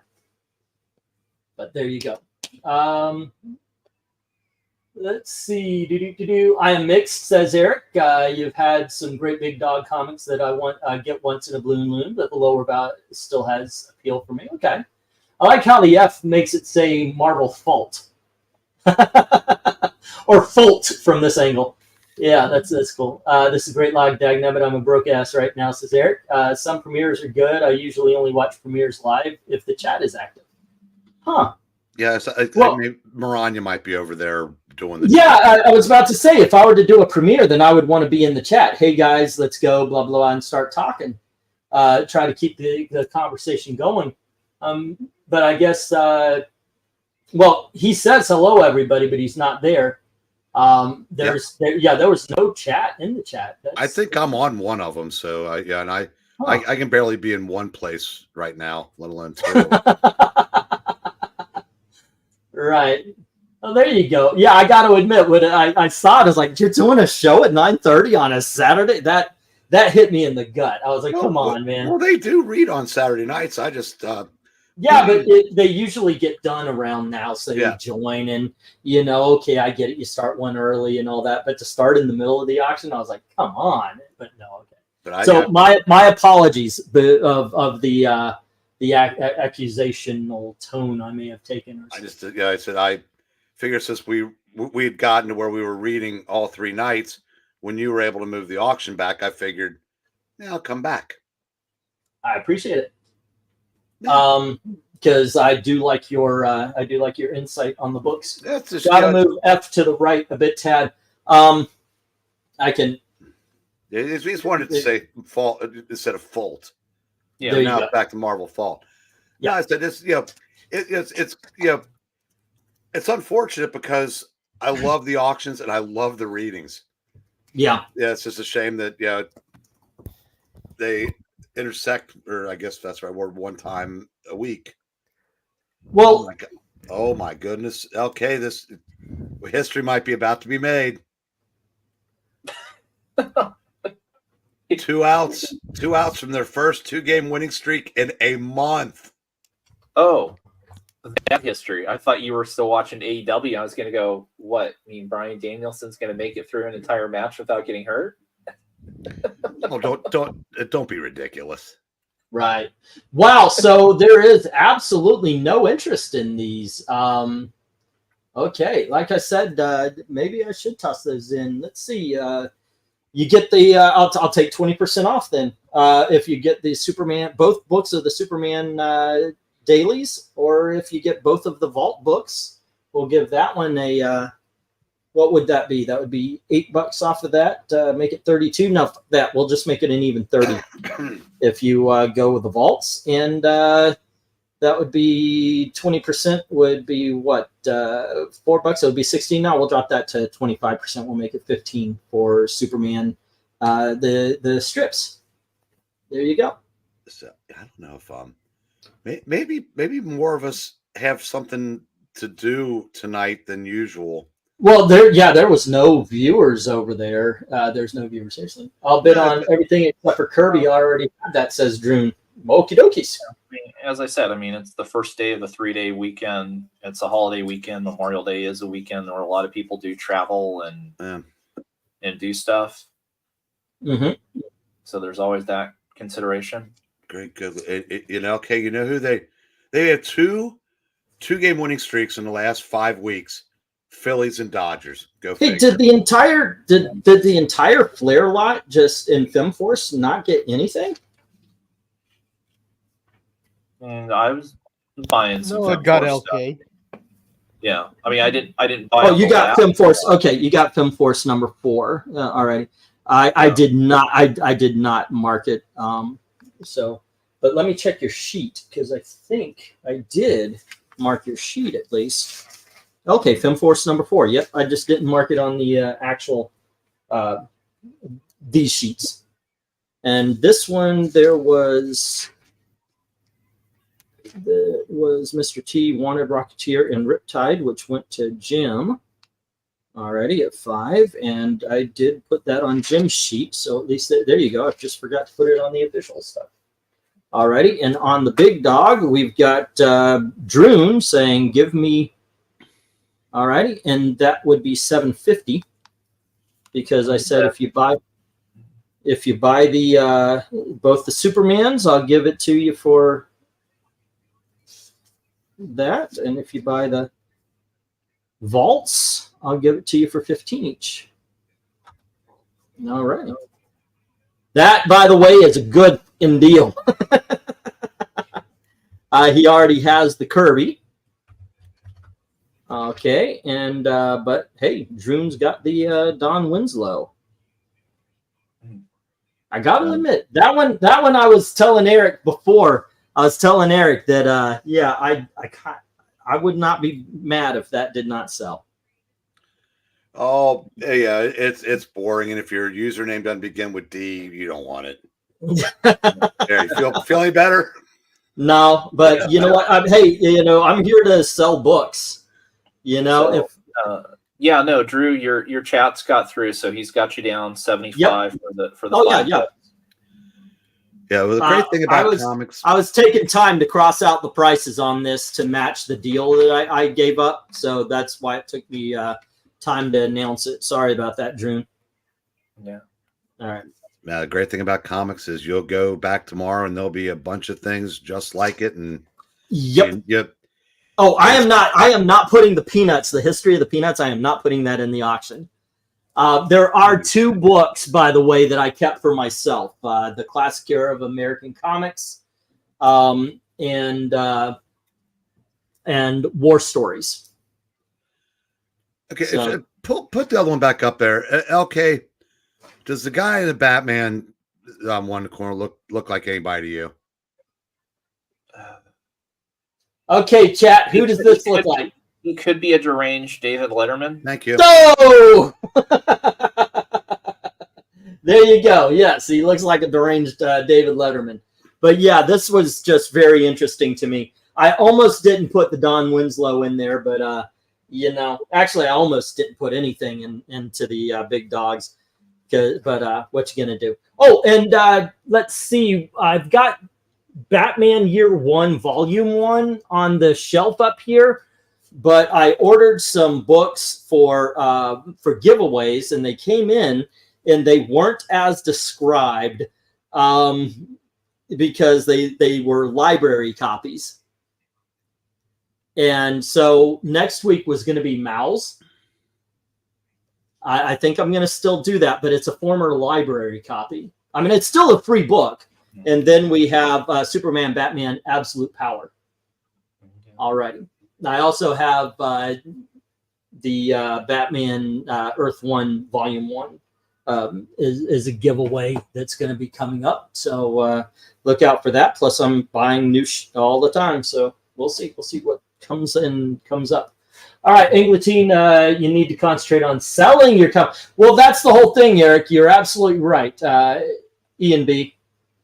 I do have to get my mind around the fact that a lot of the books I do not own. Now, I never will, because I have to be able to bring them in and then let them go. I'm happy to own things for just a moment. I mean, I looked through this book and the DC Vault a lot before I put the auction started. So what you going to do? All right, let's get the 1 minute warning. Drew almost has the entire board. He didn't get the Kirby, but he does have the Don Winslow, the 2 Superman dailies, and the vaults. I think that is an excellent freaking deal you've got on these, because it ends up being $15 for both of the Superman strip books, and it ends up being $30 for both of the vault. Yeah, that is some great books. Get the Don Winslow in. You're getting some great freaking books. Only $60. That is I'd say it's a good deal. What do you say there, Eric? Indeed. See, that was just, I was calling. I needed a yes, man. I needed you to back me up. Thank you, sir. When you say yes, there you go. Yes. Yeah. Well, and I will say, I mean, the Kirby book too. I mean, if anybody's curious, I mean, it's by Mark Evanier, who is about as big a Kirby expert / historian as you can get. It is so interesting. Well, that's a weird way to say sycophant. Yes. Can we get this? Do you not have nice things to say about Mark Evanier? Oh no,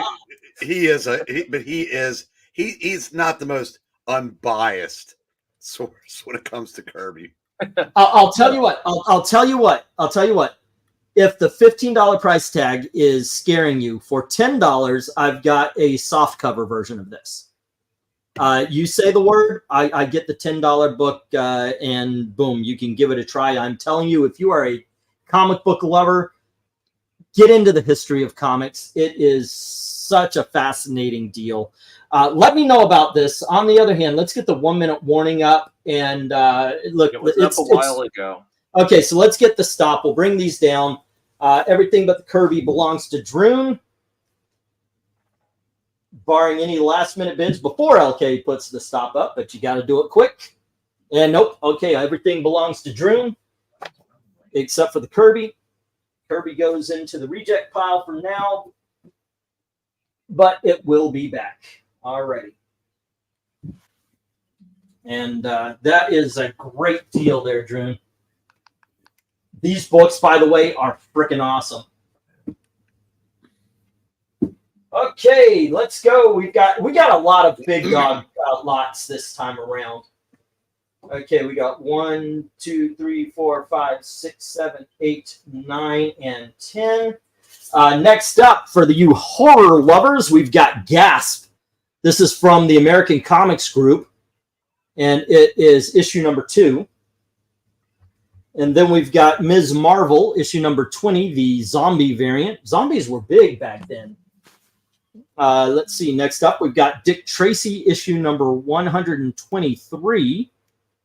There you go, from Harvey Comics. Get some damn near golden age there. The Witching Hour. It's midnight. The Witching Hour, issue number 66.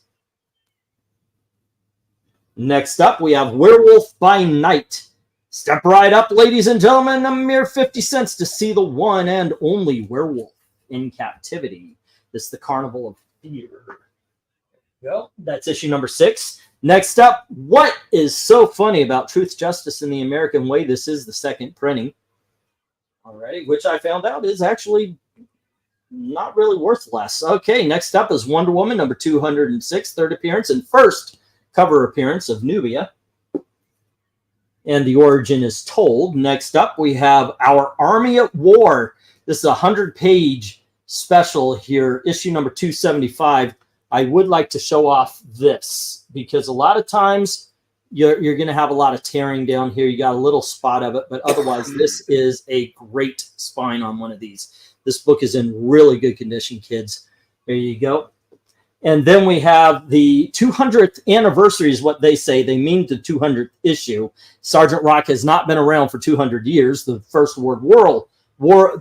Second World War did not happen 200 years ago. But we have 280, issue number 280 of Our Army at War. And then finally, we've got another 100-page special. But this is DC 100-page special. It says issue number 16 right here. There we go. Now, once again, I would like to point to that awesome spine as well. There you go. This is great freaking books there, guys. Bidding begins as soon as LK says go. All righty. So here we go. As it was said by Black Cat, war books on Memorial weekend. I'm going to ask, where do you go from here, Eric? Well, the HI and J, if you got $55 rattling around,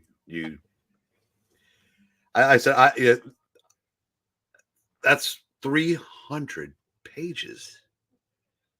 That's a no. I'm sorry. It's like 268 pages because I think I think I isn't that's just a giant. It's not a 100-page giant. I think, right?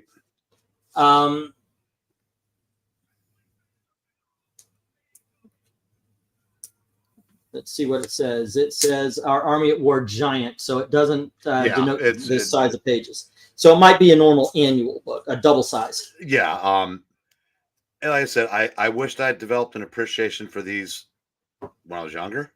Mm-hmm. Because I mean, obviously, the Wonder Woman, that'd be a cool book to have.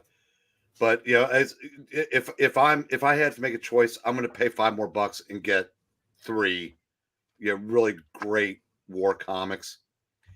And I still want to read Gasp. I said it should have been called awesome. It should have been called Last Gasp because I believe that's right before AGC went out of business. I didn't realize that was 1967. It just looks like it's from the 50s, but obviously the 12th Center, it's a giveaway. But yep. All righty. By the way, I'm also a huge fan of Harvey's Dick Tracy. Highly recommend that. LK, where do you go? What looks of interest here? I mean, probably the Werewolf by Night. I mean, the Wonder Woman from just a collecting academic standpoint. It's interesting. I just don't have the $50 to spend on it right now. But those are the two that kind of pique my curiosity the most. All righty. Black Cat, you want to chime in? I'd go with either What's So Funny About Truth, Justice, and the American Way. It is considered a classic Superman book. It is the first appearance of the Elite. Or I just go with Miss Marvel and try to sell it to Venkman.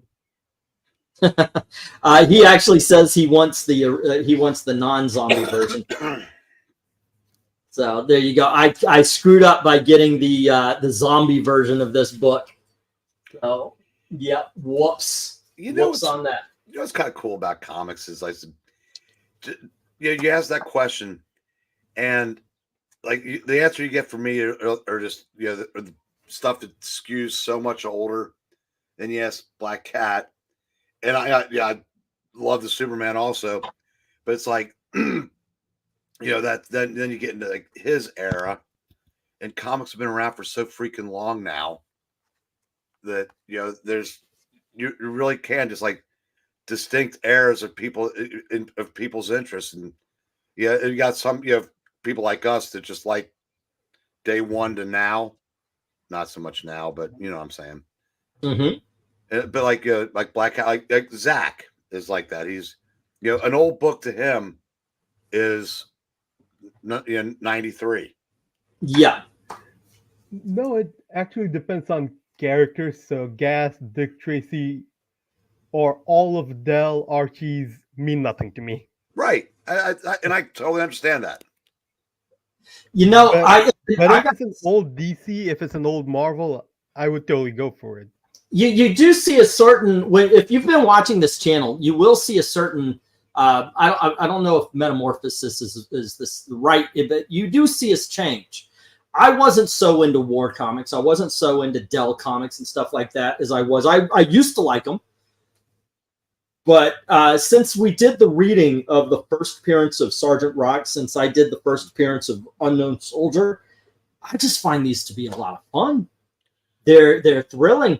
I get into stuff like Witching Hour a lot more now. Gasp.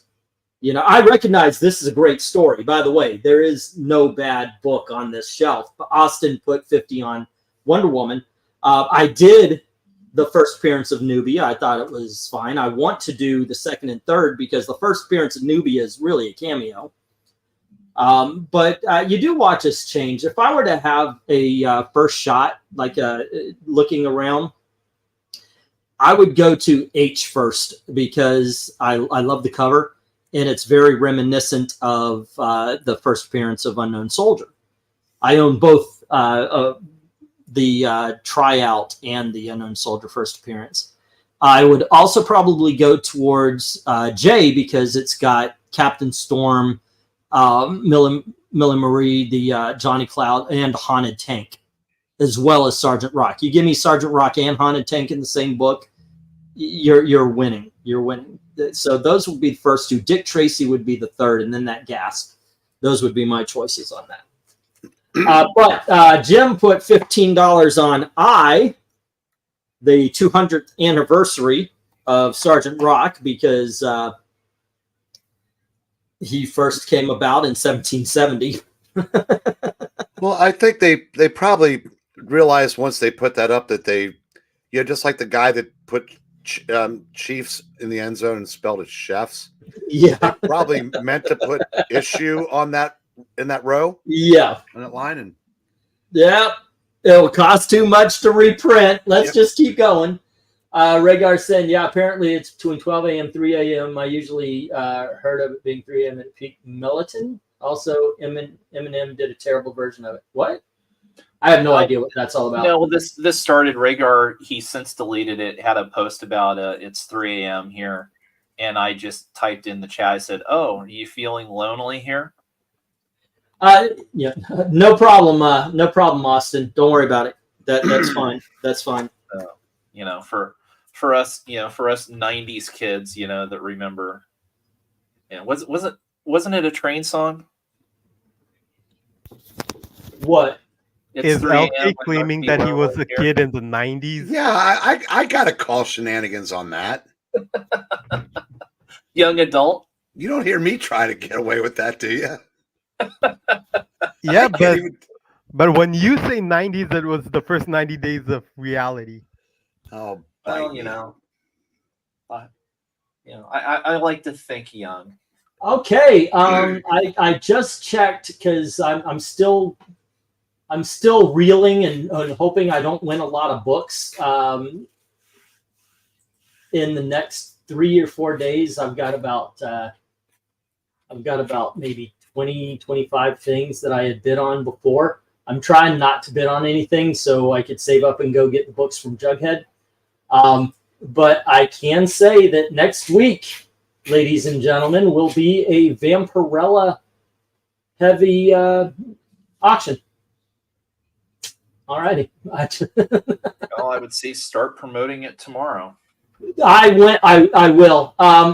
When I first saw the listings, it was all at 99 cents. So I was like, sure, why not? Put $5 here, $5 there, $5 there.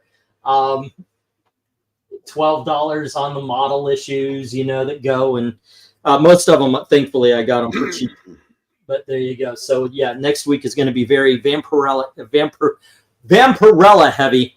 All righty. That being said, we haven't had a bid since Jim's bit on I in a while. So let's get the 1 minute warning. So far, no love for Gasp, which both Eric and I are wondering why. I mean, come on, that is awesome. I know. No love for Gasp.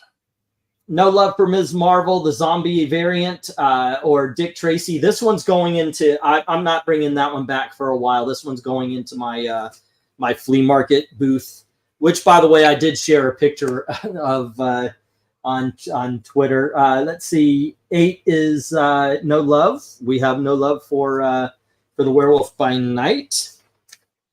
We have no love for Action Comics 275. Austin has Wonder Woman number 206. No love for Our Army at War number 275. Jim has issue number 280, which is I, and no love for Jay.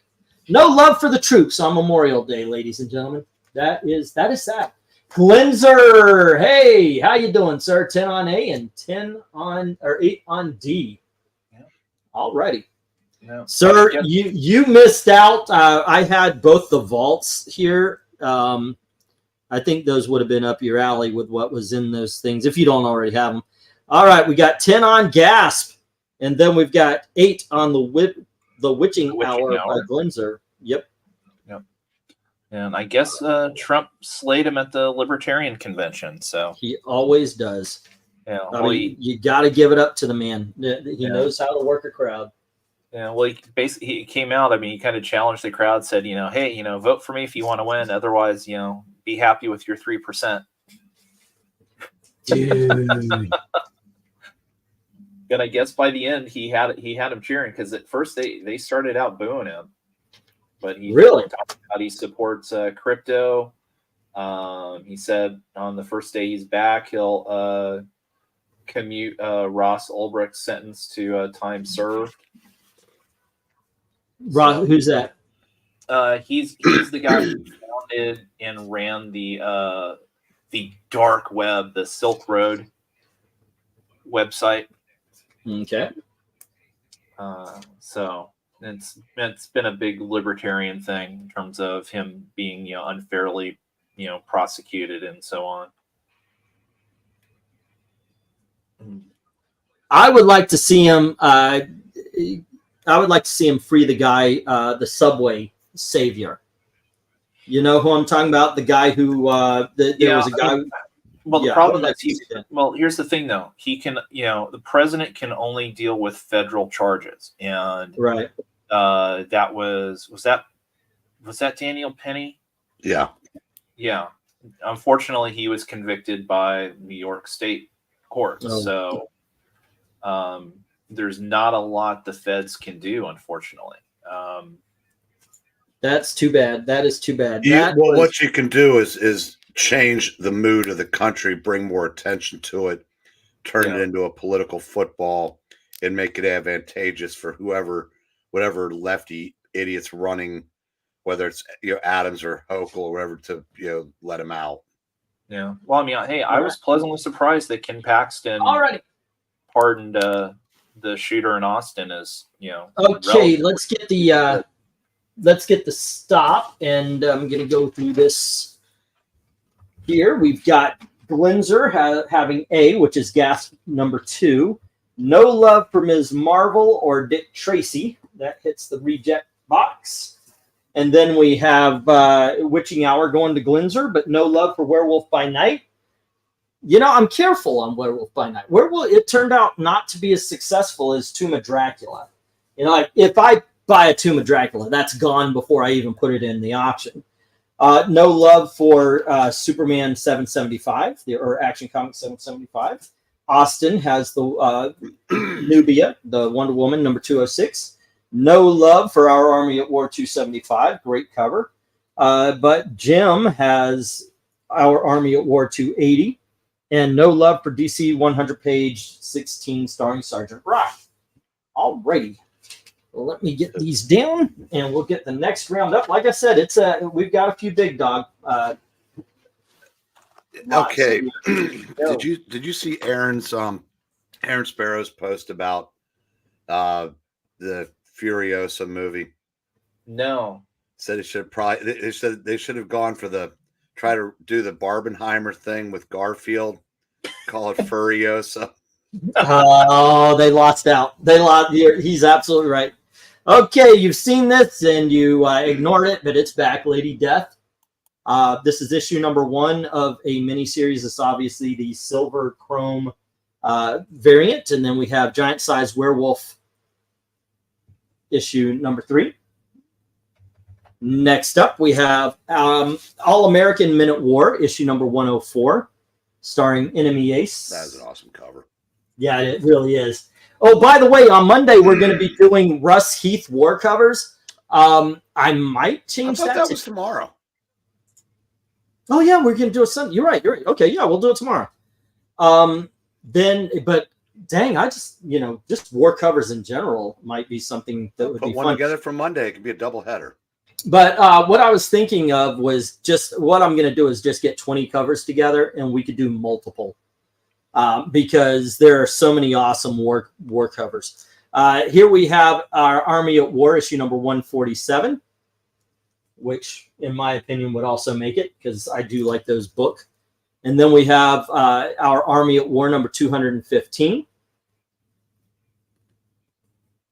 There you go.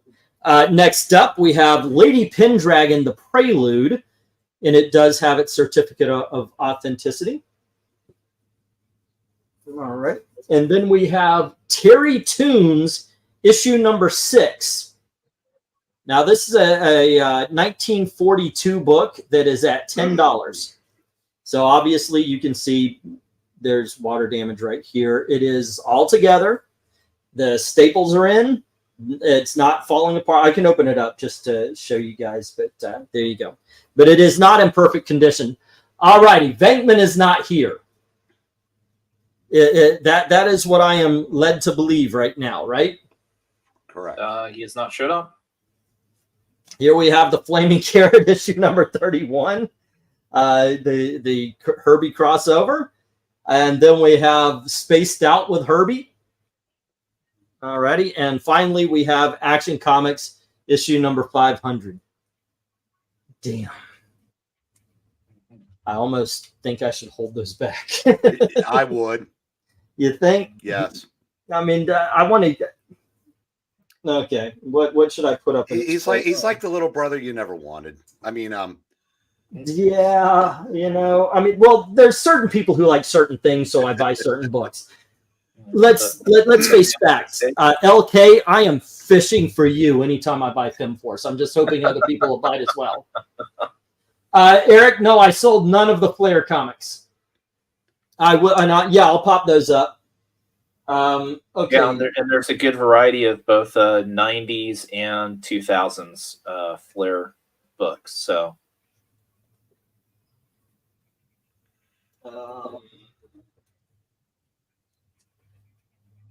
There we go. Oh, wait. I don't have anything. Do I have them marked at all? No? Okay. Now, I showed this Life thing off. It is a whole bunch of 1931 newspaper insert reprints. You've got some Mutt and Jeff in there. You've got the Yellow Kid. You've got the Life right here. You've got a Flash Gordon art book. There's a lot going on in this $15 package. It's all reprints from the 1970s of 1931 comic or newspaper inserts. All right. There we go. And we have the Spirit issue number 20, the Spirit magazine, also from the 70s. Issue number 21, taking those places. There you go. Yeah, I would feel bad actually if I ran some Herbie without RDV or One Slick Dude in the house. I do believe they are my Herbie guys. Yeah, is anybody else into Herbie the Fat Fury? I got Venkman started on that. I'm a huge Herbie fan. Yeah, starting to look a little uncomfortably like him, but no, you saw where Eric said not tonight. He's talking about next weekend. Yeah, sure. I'll try to remember to include them because I started already working on next week's auction because I got like 450, 500 comics. So originally, no, I wasn't planning on putting any doubles from this week, but I'll make sure I get the Flair in there. Do you want Film Force as well, Eric and Boyd? No, he doesn't. Okay, just the Flair. All right, just want to make sure. Okay, and let me see. God dang it. Do you have his proxy, or are you protecting your interests? Okay. I don't know what you're talking about, Eric. I didn't think so. Right. Oh. Yeah. You know, it's so funny seeing all the Disney shill sites not have one mention about the true Star Wars Day today. Well, did they create it? Well, no, they That's go why. gaga over, May 4th because of whole the May the 4th be with you stuff. But today's the day that Star Wars premiered. Jim says 10 on F and J. That would be the Lady Pendragon and the Action Comics. Well, but that conflicts with George Floyd Remembrance Day, so Disney's probably focused on that. Yeah, well, that's true. Yeah, Disney is not doing very well. And people are the parks are not doing well at all. I've been seeing some of the other videographers or whatever you call them that usually go to Disney, and they're filming. It's like comparatively, it is empty. Austin is saying 11 on J, upping the bid from Jim. Wait a minute, is that allowed? I know, right? We've got pushback. We got pushback for the first time in the auction. And it's all because of Hot Pants Supergirl on there. You know it. Yeah, most definitely. Hot Pants Supergirl is best Supergirl. And Jackson is saying, is that Spirit from the Samuel L. Jackson movie? It is exactly from that movie. This is based on that movie. 30 years before. But it is, or 70 years before. But yeah. That's what it's based on. Jim comes back with 12 on J. All righty. I always thought May the 4th was corny. Yeah, but I'll tell you what. Usually the parks are busy. When it was just the indoor set at Hollywood Studios. But in all honesty, nobody gives a shit about Galaxy's Edge. I went through. I had a great time. But the thing is in order, what they wanted was everybody to be LARPers. They wanted to be cosplay. Like you go in and the first time I went in, I had a great time because I did do the LARPing. I did do the cosplay. But I don't want to do that every time. So, and the second time you go in, can I just... Yeah, I get it. Just tell me where the bathroom is, okay, Obi-Wan? I just don't want... Oh, I'm sorry, you're not Obi-Wan because nothing from the original movie is there. Yeah, the only recognizable characters in Galaxy's Edge are basically Darth Vader. And maybe Kylo Ren shows up. Okay, I do have to say this. For as much as we don't like them, the little girls follow Rey around like she is the bee's knees. I mean that they nailed. The little you'll see little girls come in and they're dressed like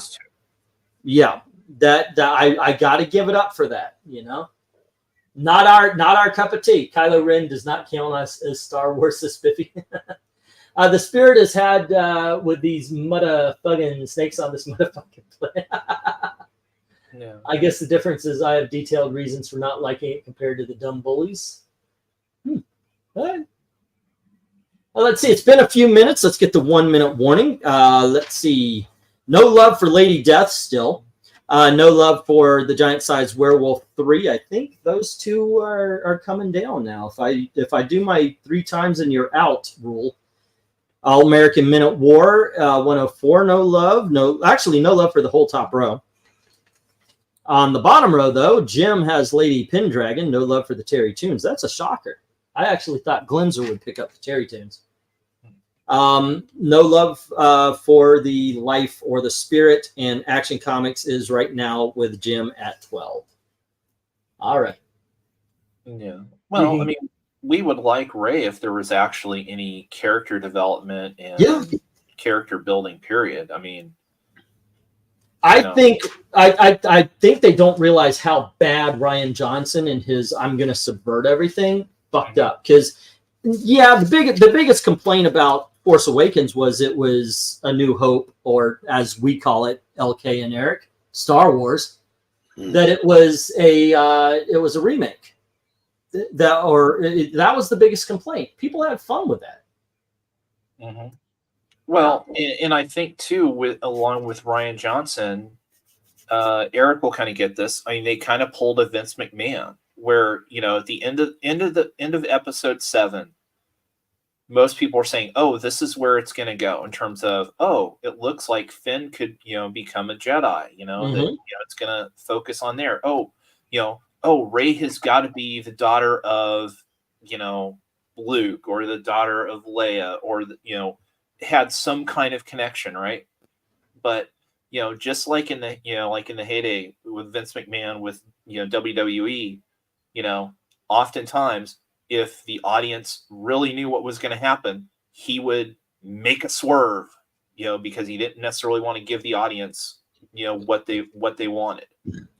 Yeah. I was going to make a Vince McMahon comparison also with when you're talking about the May the 4th thing and all that, where Disney is kind of like the way Vince ran the WWF, where if it didn't happen there, it didn't happen. Mm-hmm. And that's one thing I say. I like to joke around about. I mean, a lot of what they do isn't for me. But one thing I do like is they acknowledge other things exist. That's something that Vince kind of took baby steps towards, but Levesque is all in on it. And it just, I said, when you sign Kerry Von Erich and change his name, you're kind of an idiot. Yeah, but already blame Disney let's get the stop. And there is no love. There's no love for the top row at all. Not digging the troops on Memorial Weekend, kids. Come on. Yeah.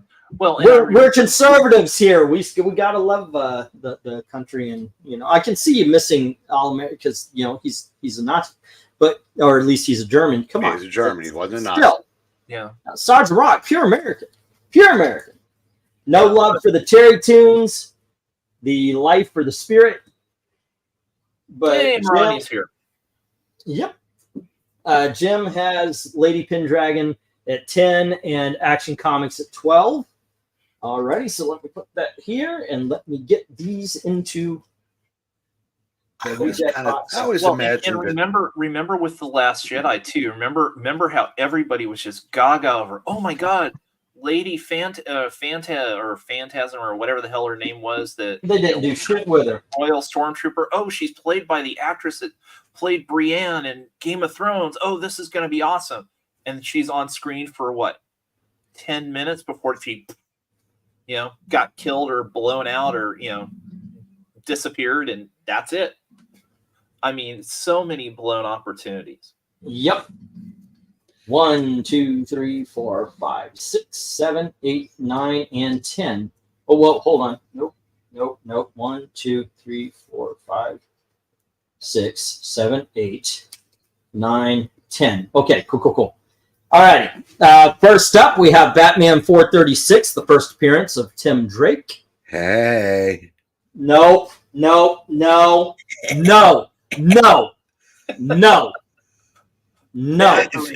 I supposed to start barking or just pee on your leg now?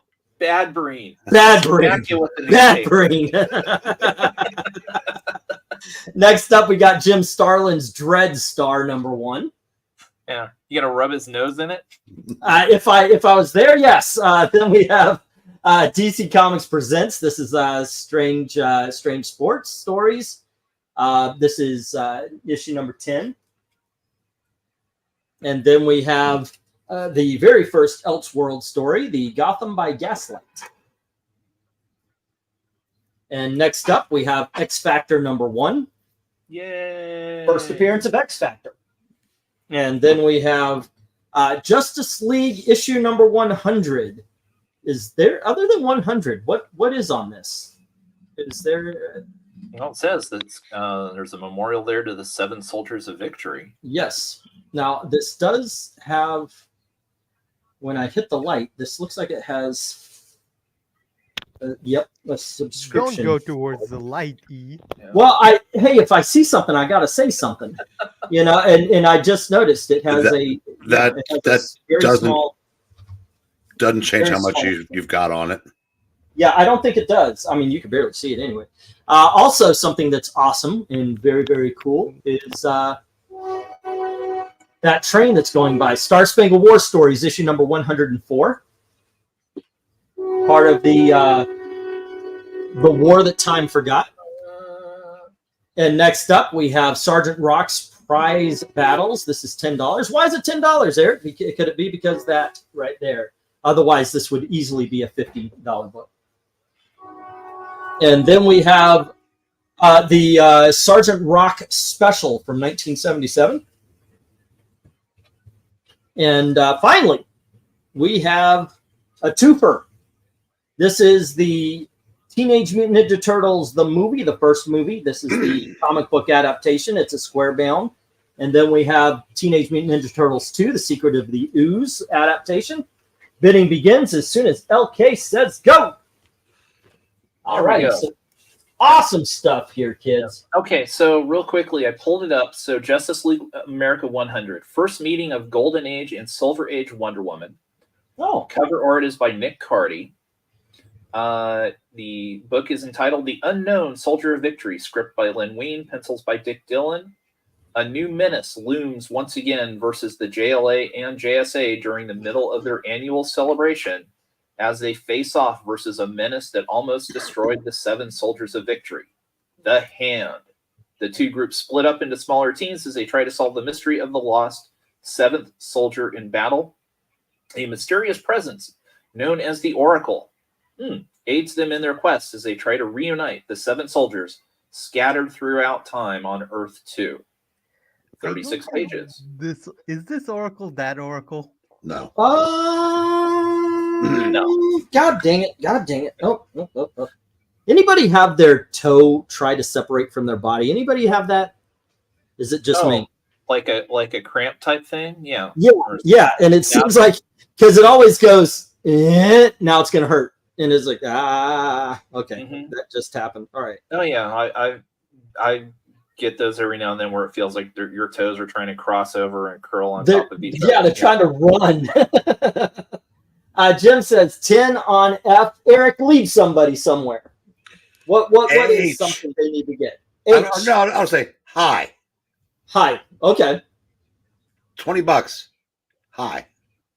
That is some double size 80-page. Add that in. It's probably 120 greatness for $20. Some awesomeness there. I got to tell you, I haven't read it yet, but I am interested. Since I read New Frontier, I want to read this. The War That Time Forgot. Yeah. Well, you got to love it. Breen promotes H&I, and Glenzer puts down $10 on G. On G. All righty. It's well, I said you experienced a little bit of that earlier in the auction. I said the more we promote some, seems like the more they rebel against it. Oh, I know. Yeah, it's like they actively rebel. Jim has F. Okay. Yeah. And Glenzer has G. How about you, LK? Let's lead somewhere to something you think is good. Oh, well, I mean, obviously the X Factor #1.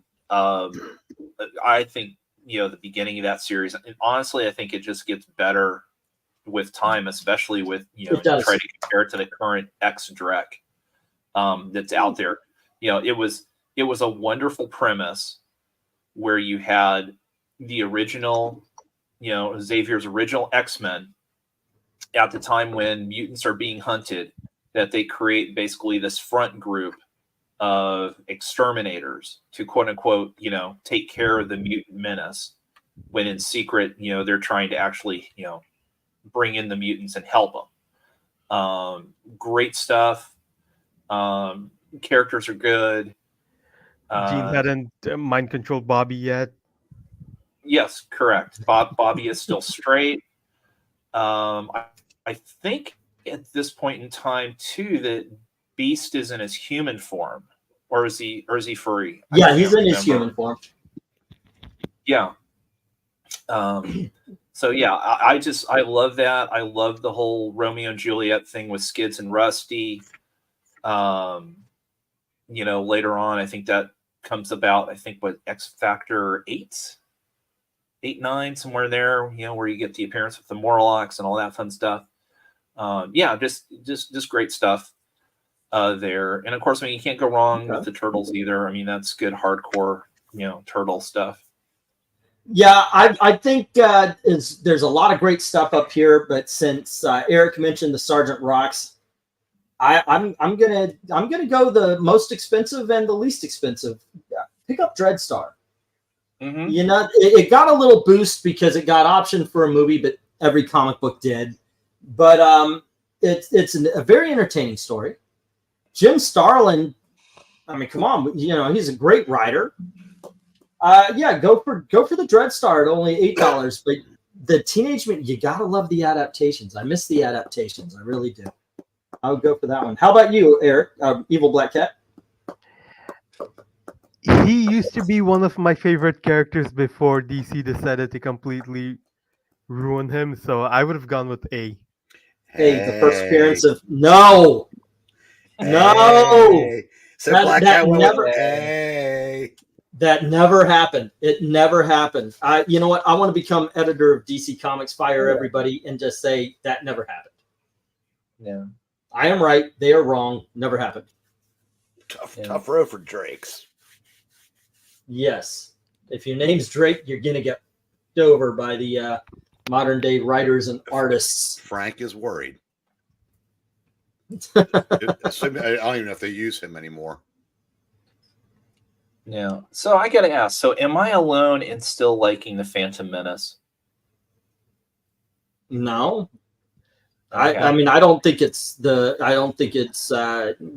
than anything that came out in the first trilogy, but it's entertaining. Yeah. Phantom Menace was bad, aside from the mall stuff. Okay, so Evil Black Cat, you say it's bad.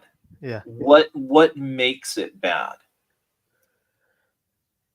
Well, first of all, they try to over-explain stuff like midichlorians and blah blah blah. Okay. Because originally it was supposed to be going through all life. The Force was going through all life forms, if you remember. But yeah, actually, that's the Yoda thing. It's in the trees around us. And you would connect to it. But the Phantom Menace kind of makes it, if you got the midichlorians, then you're connected to it. Well, if you have a high concentration. Yes. Okay. Yeah, that makes kind of sense. Like, it's there, but only certain people can wield it. But it's also like, there is the Anakin was too young thing. 1 minute warning, please. All right. Well, actually, he was too young. He was too old at that point because they didn't want Obi-Wan to take him on as an apprentice because he was too old. No, not as in the character. Like, basically, it's his age versus his future wife's age. Oh, you're talking about the whole Anakin Padme relationship. Okay, yeah, that I can see. I can see that. Yeah, because the next movie Rhaegar. He goes like, "You're still the little boy to me, which I met when you were 10," and then a few minutes later they're making out. Rhaegar, how dare you? The pod racing sequence is awesome. I remember watching that the first time in the theater and just was on the edge of my seat. Alrighty, let's get these down. Everything is rejected except for JLA 100 and Star Spangled War Stories 104, which JLA goes to Jim and the Star Spangled goes to Glenzer. I gotta tell you, this shocks me just a touch. There's some good books up here, but it is what it is. You'll see these again, kids. Alrighty. Boom, boom, boom. And yes, Glenser, the pod racing game was good too. I had that for my PC, and played the heck out of it. Wait, you're saying it was good? The pod racing game? Yeah. Yeah. It was all right. It wasn't Wizard? It wasn't Wizard? Wizard. Yeah, I'm not getting that. No. Basically, Anakin used to say, "Now this is Wizard." 5. That I don't remember, but I mean, 7. I'll admit too. I mean, 10. I'm biased because I'm also, especially at that time too, I was a much bigger race car fan than I was. So I mean, that just really Okay, kids. Next up, we have Good Girl Art Quarterly from AC, the FemForce books, and that's issue number 7. Then we have FemForce issue number 2, and we have FemForce issue number 3. You just picked up issue number 4, right? Here we have issue number 61. And we have Silver Sable, issue number 1. Zoink. Next up, we have issue number 92 of FemForce. And apparently, some of these are polybagged. And this one is, with all the extra stuff. So you also get the official guide to the AC universe. Alrighty. Yeah. Well, installment 10. So I mean, kind of looking it up. Yeah, basically it was like through the 80s into the 90s. And then you have 95, Mm-hmm. not issue number 100, as I said during the unboxing. We have issue number 104, FemForce Returns from the Ashes. And then we have issue number 108.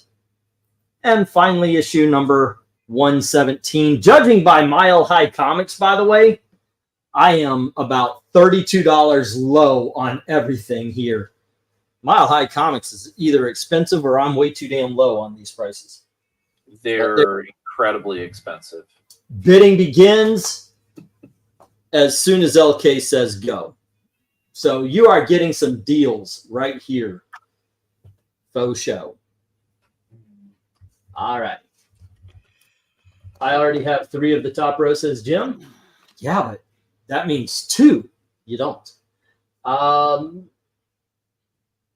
was that the last one? Okay, straight away, A, B, and C. Getting those low numbers, huh?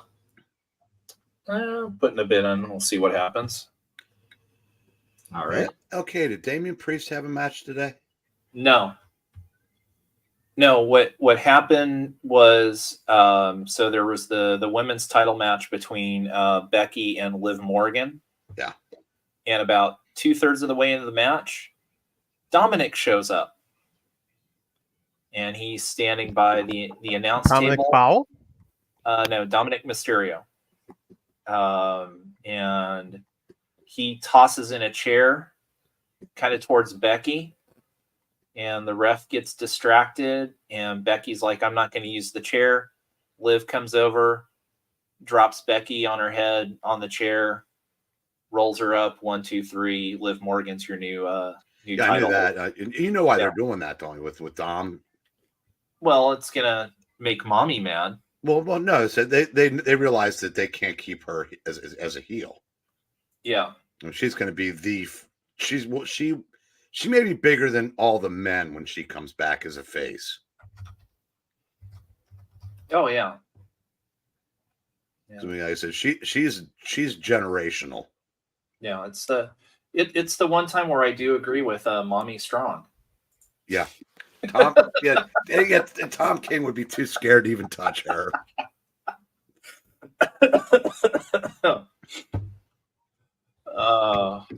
Isn't he too scared to touch any woman? Not his mommy. How many lots are left? I haven't seen a lot of the books I was excited for in the unboxing. We have, this is lot number 13. We've got sets that are next. And then we have another $5, which has Brave and the Bold, Action Comics, Superman Comics. Then we have a $3, which has the Dark Book, some Elf Quest, or Unelf Quest, Phantom Thrill Killer. Then we have Power Shazam, and then we have the $1 books, Gen 13 and Ultraverse. That's the upcomings. So, all right. All right. On that happy note, I do have assignments due, so I will call it quits for tonight. You have early tomorrow. You have a good day. Thank you for hanging out. See you, Cat. No Yep. problem. See you, Cat. Have a good one. Good luck on your assignments. Yeah. Yeah, that J is probably the best deal on the board right now. God, if Boston could hit the broadside of a barn, they'd be blowing Indiana out by now. Oh, Boston's up. No, it's down to 3 though. But Boston's they're just launching air balls left and right. Well, Indiana at one point was up like 17. I know. Yeah, I'm Now they're kind up of 5 purposely again. not watching because I feel like I'm a bad luck figure Pacers right now. All righty. Let's get the 1 minute warning there, sir. And it's all you. It's all LK with A, B, and C. The Good Girl Art, issue number 2, issue number 3, and J, which is Fin Force 117. Yeah, I mean, I'll say too that the Good Girl Art Quarterly stuff is fun because usually it'd be an original story and then a bunch of Golden Age reprints in there, which was fun. So yeah, so the superheroine on the cover is Yankee Girl. So she is one of the 1940s heroes that gets frozen in stasis. I forget what they call Dr. Weir's stasis machine. That's how they explain how all the kind of the Golden Age heroes show up or come forward into the modern era. So, All right. Comics, kids. And let's go over that again as we get the stop. LK's got A, B, and C, and J, which is the Good Girl Art 2, 3, and 117. All the others go to the reject box, which is getting filled. And whatever gets rejected probably will fill up the box completely on the next one. Because, nope. We got one more big dog lot, and that is Spider-Woman, issue number 9.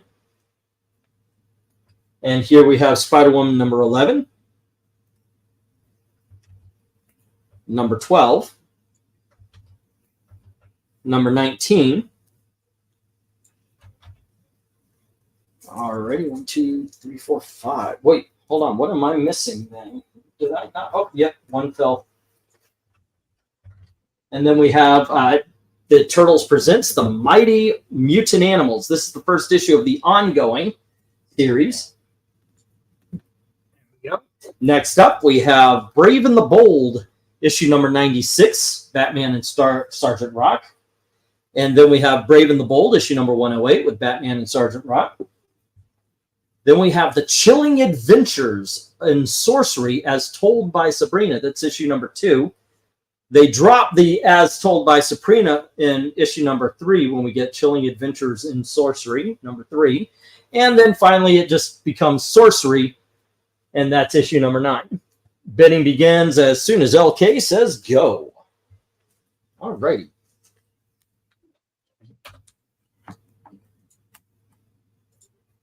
Dun, dun, dun, dun, dun. 23117 and Good Girl Art 7. All righty. All those uncontested BIM forces. That is not a bad deal there for you. Mm-hmm. I'm okay with it. I looked up on eBay, but I was like, you know what? I got these at a low price. Come on. I know you guys like it, so. Alrighty. So what do we have to say about these, Eric? Where do you go to? What interests you? What and why? For this particular lot, I'm row 2 all the way. I mean, I obviously have no interest in turtles, but I would rather get the Brave and the Bold and the Chilling Adventures of Sorcery for Spider Woman. Not by a lot. I mean, that's I like. Spider Woman is like every other Marvel series, like the Defenders, Dazzler, so stuff that like Power Man, Iron Fist, that made it. That was kind of like at the bottom of the stack or something. You either read first to get out of the way, or you read last because you liked everything else. But you go back 40 years later, and you go, God damn, all these are better than everything that they're doing now. Yep. I'm going to repeat something you said earlier. Hi, Jay. Get those Chilling Adventures. Get those sorcery books. Well, do yourselves a favor, kids. Try something new here. I usually say, "Oh fuck, Jay's here," but I mean,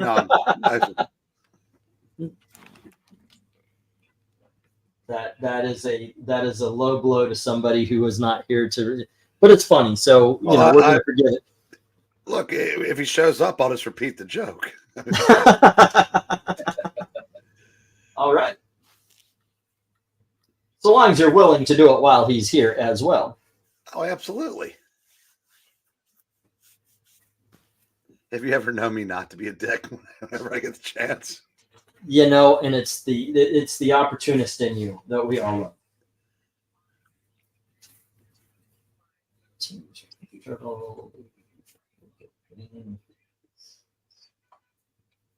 All right. Cool.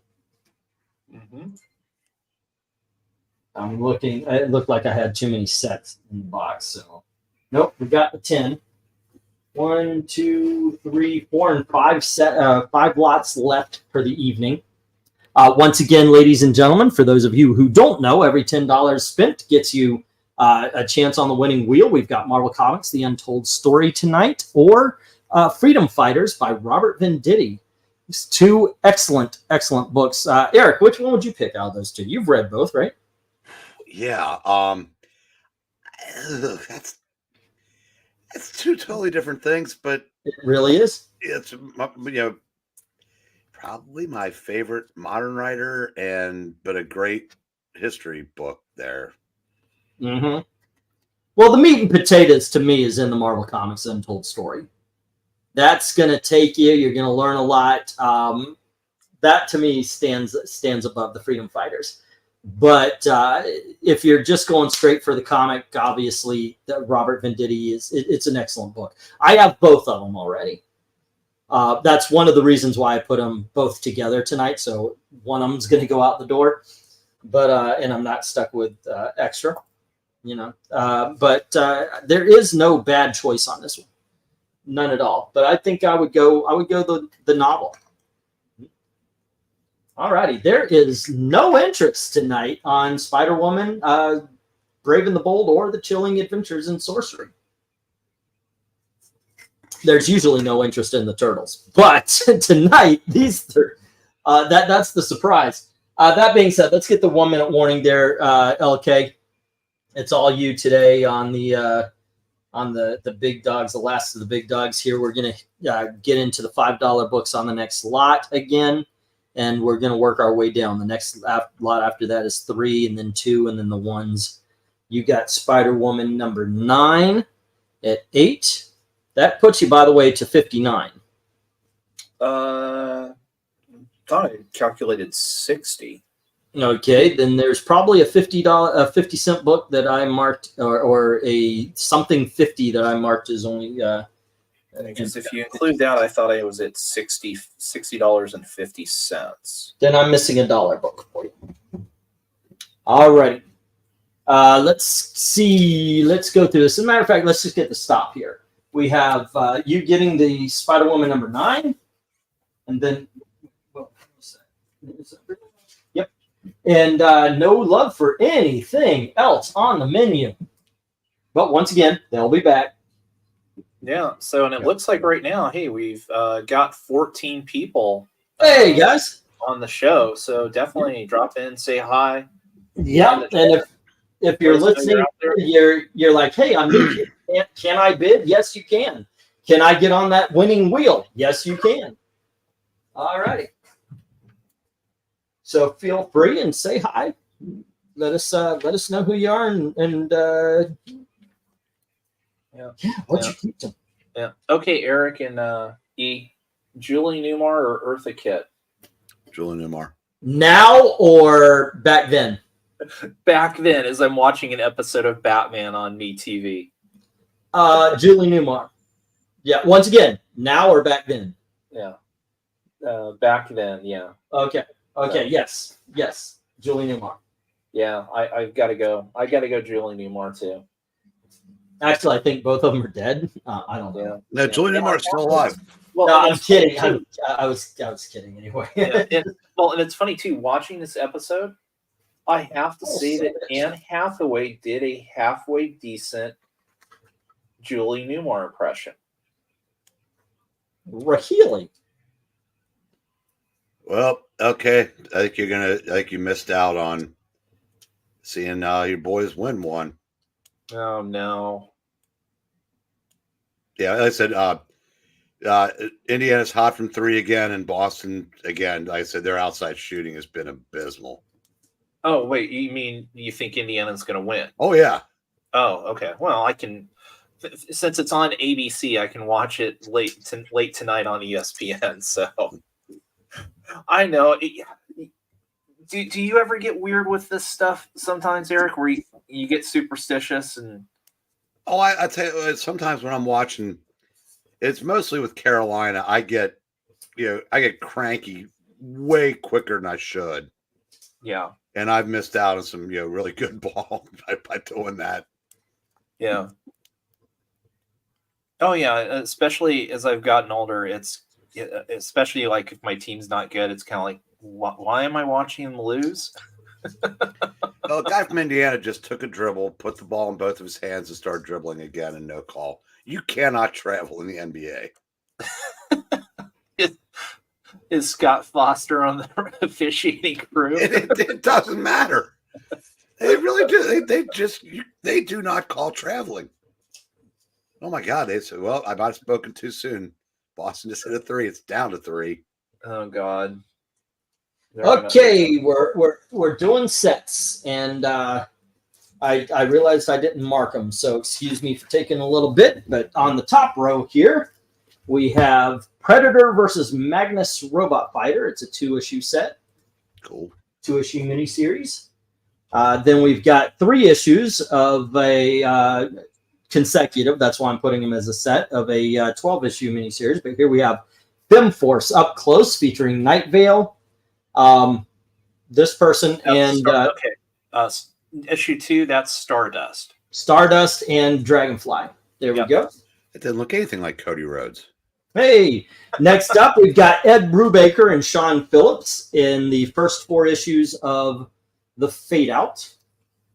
Yeah, I don't know if you take a look at that outfit again. Just change the colors. It's pretty darn close. And finally, not finally, but next up we have a book called Desperado by somebody named Marriott and Severin, from Homage Studios, or Homage. And then from 1980s Continuity Comics, we've got Samarie, Mistress of the Martial Arts, issues 1, 2, and 3. All right. Now for the bottom row. Once again, I apologize. I have to put up the down to 2. No, 5. There's 5. Okay, let's see. Or do I have this already marked? 5, 4, 3, 2, and 1. No, I do not. Okay. First up. God dang it! Stop falling. Here it is. Okay. On the bottom row, we're going to start with a book by somebody named Beddard and Perkins from Cross Gen. It is called Kiss Kiss Bang Bang. There you go. And we have issues 1 through 5. I'm pretty sure that's the whole set. Yep. There we go. That's not based off of the movie, is it? No. Issues 1 through 5. Probably based off James Bond's Japanese name. It's called Kiss Kiss Bang Bang. Alrighty. And then following that, from Dark Horse Comics, we have Abe Sapien, 1 through 7. Dalton, get in here. From the pages of Hellboy. All right. And let's see. Boom. Here we have issues 1 through 7 of Abe Sapien. There we go. Sorry, I'm marking them as I go. Oh, I already marked this one. Next up, we have The Turtles Presents The Mighty Mutant Animals, issues 1, 2, and 3 of a 3-issue miniseries. There we go. And then we have issues 1 through 5 of Event Comics miniseries, Painkiller Jane. Alrighty.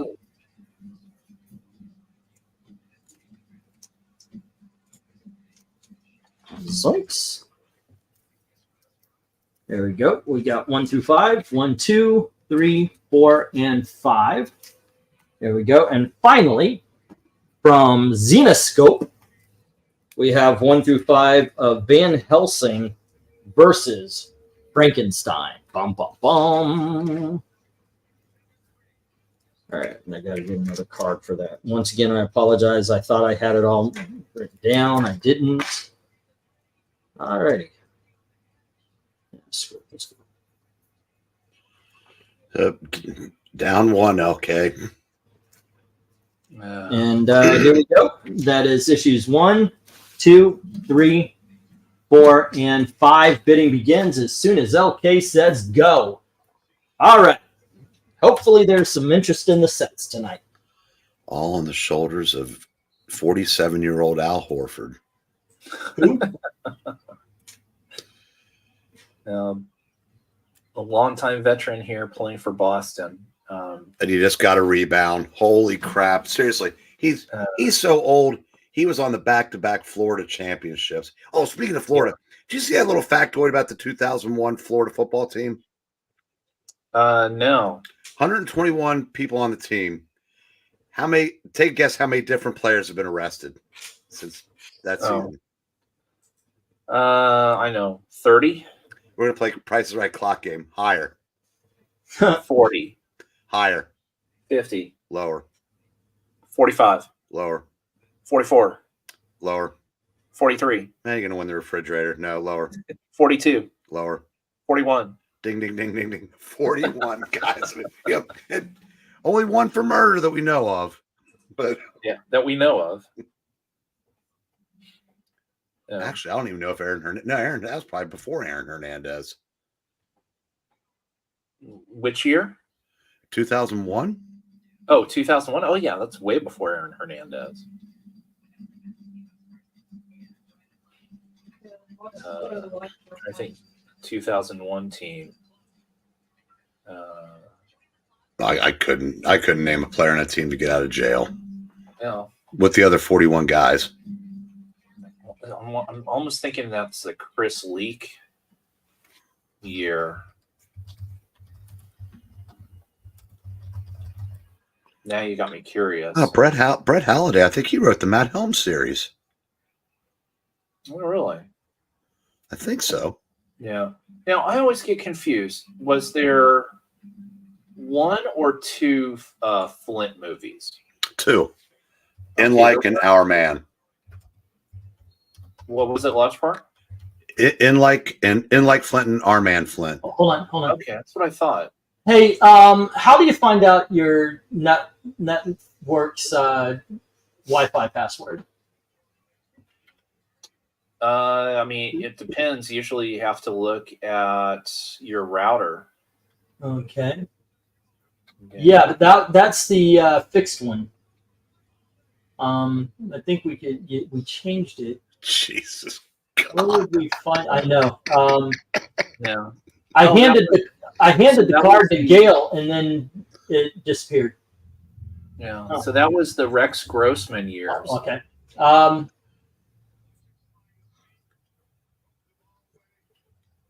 Wow. They are letting them play.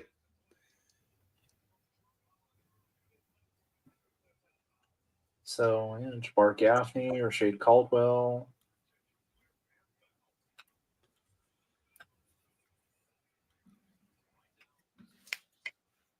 Okay, did we get any interest in Jay looks cool?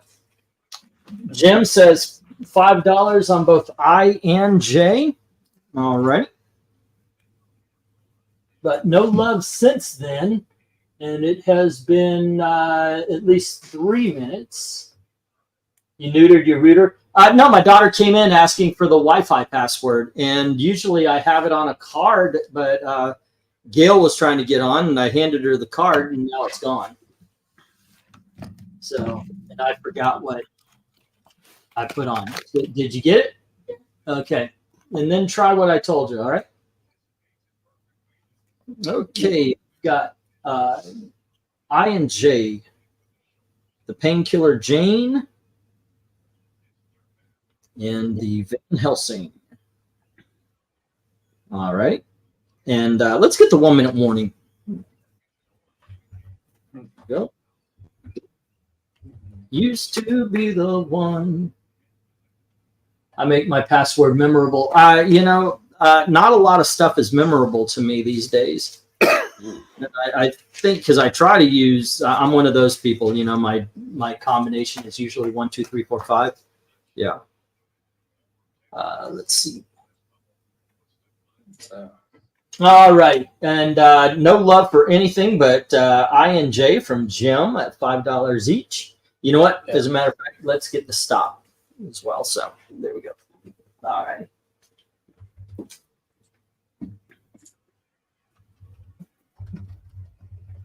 There we go. And everything else, it's the rejects.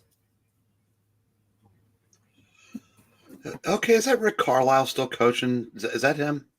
Yeah, Rick Carlisle's coaching the Pacers. God, he's looked 55 for about 40 years now. Used to be the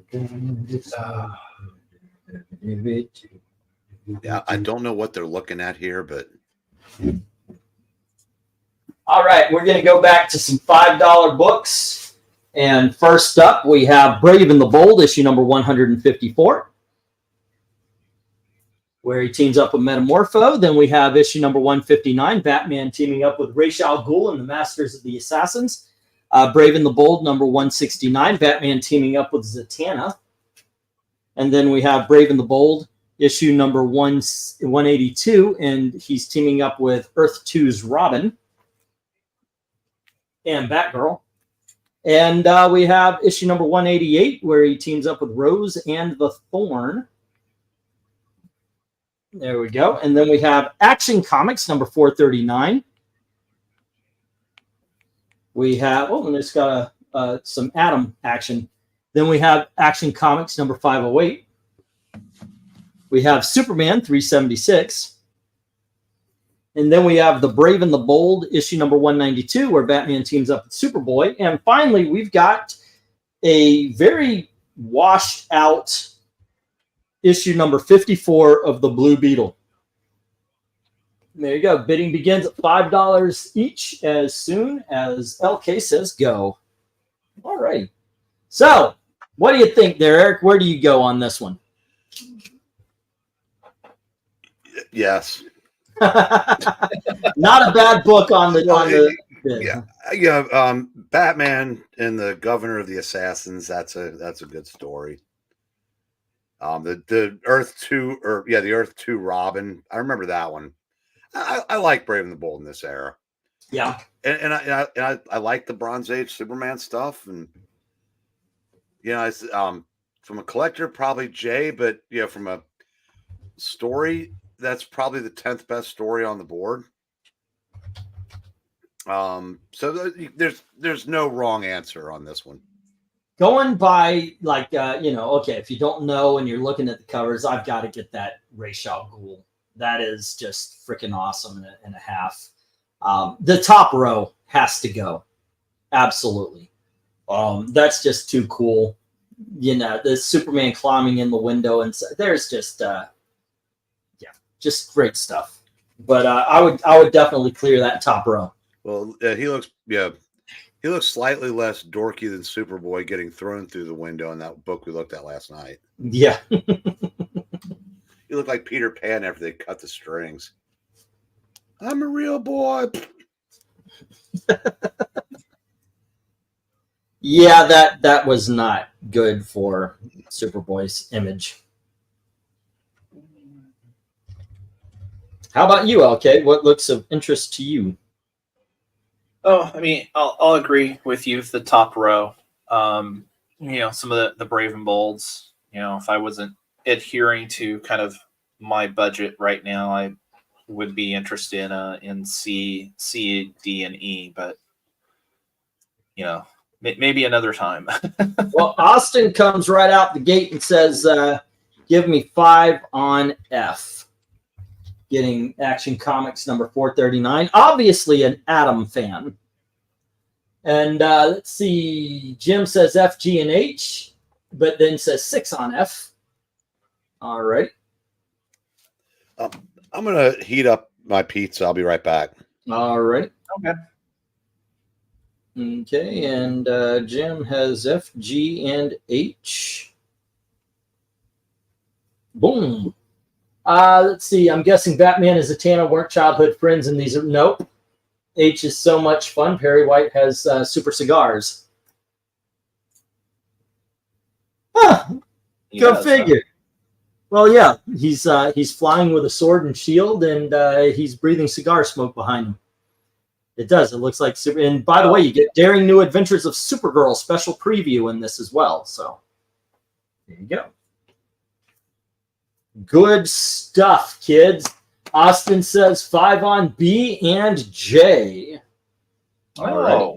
An appearance from a certain frog. Hello, hello. Oh, no, that's Austin says B. Frog says J. Okay. Yep. I gotcha. There we go. And the League of Assassins. I think that I was thinking that would be a crime if that one didn't go. That cover alone, I like the colors. I mean, that really pops, doesn't it?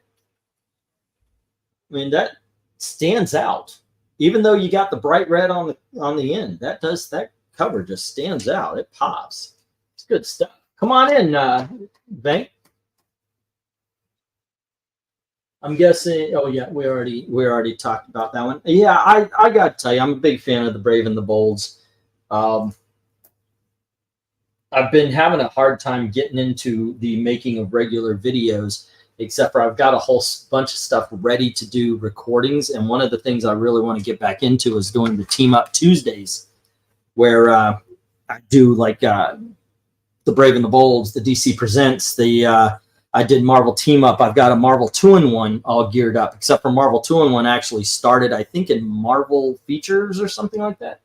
Yeah. Mm-hmm. I would have gladly taken credit for winning. With the frog paying for it, says Austin. I'm sure you would, sir. Yeah. Alrighty. Oof. But yeah, these are fun. The thing is where do I start on Brave and the Bold? Do I start when it becomes a team up book, or do I start with the Batmans where a lot of people start? It's like they ignore all the stuff that comes before it. Marvel Feature 11 and 12, and then 2-in-1, says Jackson Reeker. Exactly. A book that I got for the giveaways also is The Secret History of Wonder Woman by Jill Lepore. And it's also talking about the background, Marston and how he came up with and why he came up with the stuff that went into Wonder Woman. It, as you can see, is also a former library book, but it's in good condition. And I got it, and then I was like, no, you know what? I want to read this. I don't know. Maybe I'll put it in later, but I haven't read this book, and I love these kind of things. I love the biographies. I don't know. Do you do much history of comic book reading, or is it straight up the comics? I mean, every now and then, I've read, bits and pieces, different things here. Especially, back in what seems like another life. I mean, I did a paper on the IP issues and some of the creator versus company lawsuits. Yeah. Over work for hire issues. So I actually think I probably dig that up somewhere. It might be on a hard drive somewhere. That would make that would actually make a decent video, by the way. Yeah, just different things where at one point in time, a court ruled the fact that, or initially, I think it was one of the lower courts had, ruled that endorsing the check, meant that you had signed over your creative rights to Marvel. That was one of the items that Marvel was using as proof to say, oh yeah, no, see, this is work for hire. That the creators made it for us, and they have no claim to it. Right, like publishers never actually pay the people who write stories. All right, we got $5 on C from the Frog. The Zatanna issue. And let's get the 1 minute warning, please. Alrighty. I know there's a Gladiator character in the backups of the first Brave and the Bold books, but are there any others? What, that star the Gladiator? I know it starts off as singular heroes, and at a certain point it becomes a team-up book. I'm not sure about... I think even Hawkman makes his first Silver Age appearance in Brave and the Bold, but not as a team-up. I would have to look up to find out when it becomes a team-up issue. I haven't seen it in quite a while. It might be the Black Canary Starman issue. But once again, I'm just speaking out of turn right there. All right, we got the 1 minute warning. As it stands, there's no love for Metamorpho. Austin has the League of Assassins. Venkman has Zatanna. No love for Robin or Thorn. Action Comics 439 here with Jim at 6.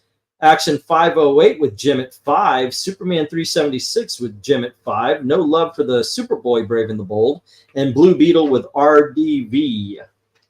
All right, barring any last minute bids here. Yeah, I mean, I will say that related to my comment before that. Oh, I'm sorry. Hey, Breen, I've been going down a Roman Empire rabbit hole. I've been wondering, do you know of any good pre-90s comics taking place in ancient Rome? Well, he stepped away, but we'll bring that question up again when he gets here. And let's see. Hey, Patrick Sargent, kind of reminded me of the Marvel Portfolio review at LA Comic-Con last year. They keep your art, and you don't get them back even if you select it for a review. Yeah. Well, I mean, I would say, the slight difference there is it's, there's probably a sign there, people are going in probably aware of that fact, kind of where the whole, work for hire issues, started to come in, was you weren't told back then, that you necessarily, had creative rights. Yeah. The idea of, intellectual property was still, a relatively new thing, and again, it only really started to pop up, in the 80s when, people saw the opportunity that, oh, I can expand this into TV, or I expand this possibly into a movie, and have it be successful, and it, and it started with, the Siegel family. One more time. A, D, and E get no love on the top row, and on the bottom row, the only one is I. Okay, let me get these to the rejects. Zook. And on the top row, B is to Austin. C is to RDV. That's the League of Assassins to Austin. Zatanna to RDV. And on the bottom row, Jim has the Action Comics and the Superman, and RDV has the Blue Beetle. There we go. Okay. And let's get to the $3 books. Okay. And we've got Panther, Haunted Passion from Harris Comics. There you go. That's issue 1. It's retro series. And then we got Free Comic Book Day Red Sonja from Dynamite.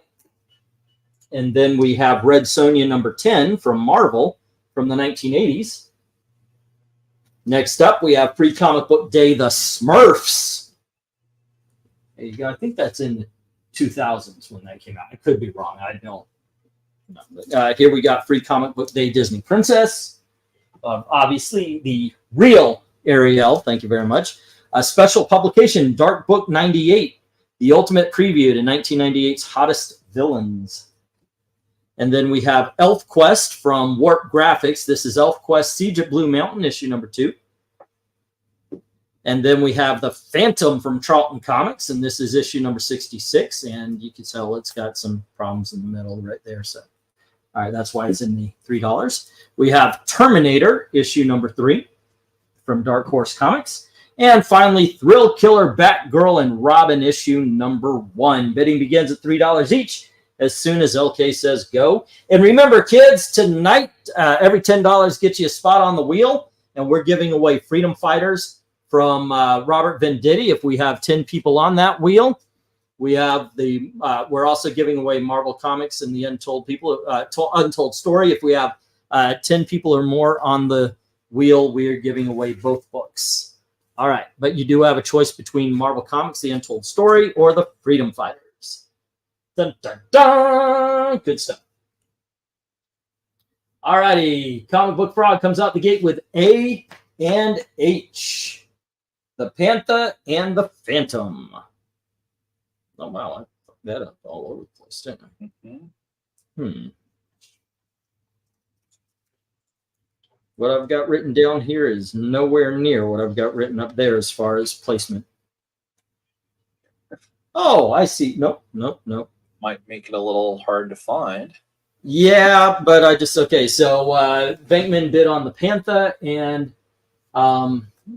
H is the Phantom. For me, Panther is at F. I guess they got mixed up and I didn't fix it.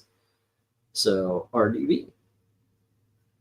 $3. And then the Phantom is in H. Okay, that is in the right position. RDB. Next up, we had, if Black Cat was here, he'd say that's the Panther that Zach prefers. Cha-ching. Comic Book Frog, H, I and J from Jim Sorensen. And oh, nope, those are right too. Okay. And there we go. And no love for the top row, no love for the Elf Quest on the bottom row. Boom. Where do you go? What looks interesting to you? Oh, let's see. I mean, the Phantom's interesting because, I mean, seeing it as a Charlton book makes it curious. I have the Thrill Killer. As I said on an earlier stream, the unboxing stream, I really enjoyed that. And then Harris era Panther should be pretty good.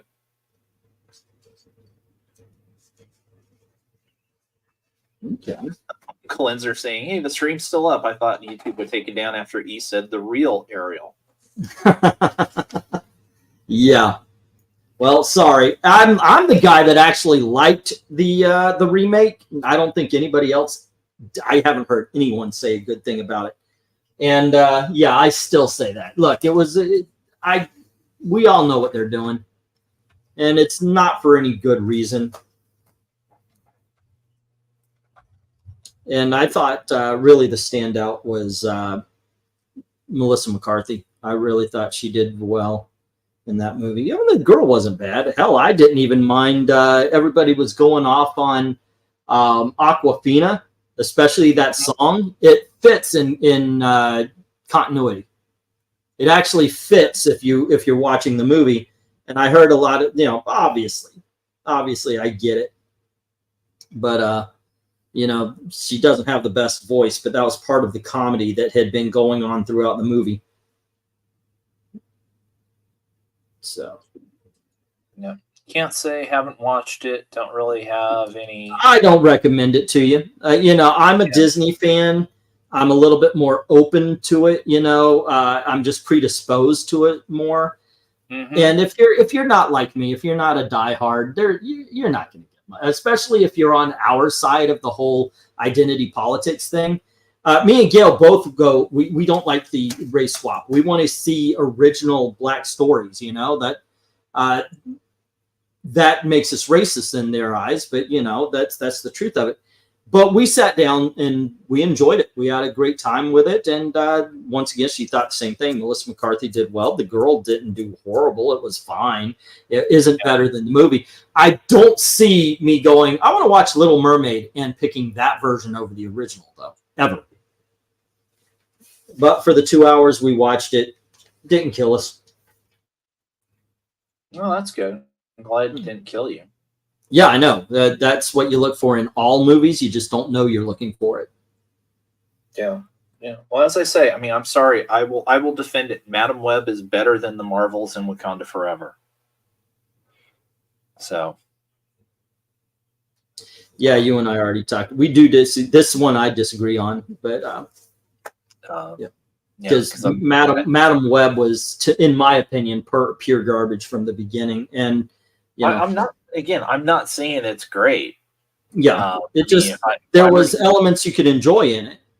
Well, I was able to sit there and watch however long it was, and I mean, I laughed at where kind of like the movie just completely, broke.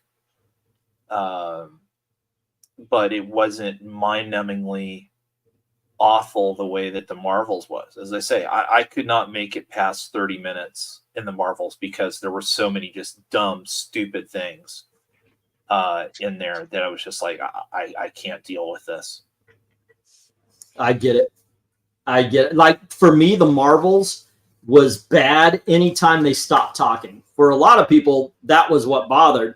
But when they did the action scenes, it was horrible. I liked the camaraderie. I liked the chemistry between the lead actresses. So when it was the cheesy, some might say cringe dialogue, I enjoyed it. The musical Planet I thought was fun and clever. It was definitely something different than what we've seen in the Marvel Universe, while everything else was absolutely color by numbers. It's like they didn't just go back to 2000s to make a superhero movie. They went all the way to before Supergirl or Supergirl. It was just that the action, the villain, everything was such shit. Yeah. Well, I mean, I didn't even make it that far. I think I made it a little bit further past Black Girl Magic. Oh my gosh, that was so fucking cringe and stupid. But I mean, how awful Samuel L. Jackson was, what they did to Nick Fury. There was just other just stupid stuff, not to mention again, not adequately dealing with the consequences of what they've created and things like that. Whereas, Madam Web didn't have any of that stuff. I mean, again, as I say, my biggest recommendations for Madam Web, if you wanted to make it a decent movie, is get rid of all the May Ben Parker nonsense. It's so unnecessary. They don't need to tie together. And then, basically all the Peru stuff, because that's where I really laughed and said, okay, this movie just broke. Yeah. If you move that to the front of the movie, so you have the same opening, which, yes, it's still dumb, that he it's very dumb. Shoots Cassie's mom and all that. Because there's only one spider on the face of the planet. Yeah. Yeah. You have that. You moved to 2003, or was it 2003? You have that. You have her with the incident where, she nearly dies, but that's kind of like what awakens, in comic book terms, what kind of awakens her abilities. And, then you go through all that, and, then at the point where you know, All right, she, let's get the 1 minute warning and then quickly the stop. I was writing stuff down and there's been no interest. What are we drinking for? What about what doesn't eat you makes you stronger? How I survived my encounter with Lizzo. I'm just seeing if there were any. But my problem, or the big problem with that movie. By the way, how long I Love Comics channel been around? 8 years. We've been around for 8 years. I should be bigger. I think, yes, that sounds entitled, but I got shadow banned. I would love to get this thing back up to 18, and then, I want to see 20. At least I want to see that 20. I was on a good trek, and then I pissed off the wrong person's army, and I got mass flagged. That's what I think happened anyway. They said I got flagged at the wrong time. It could have been by anybody.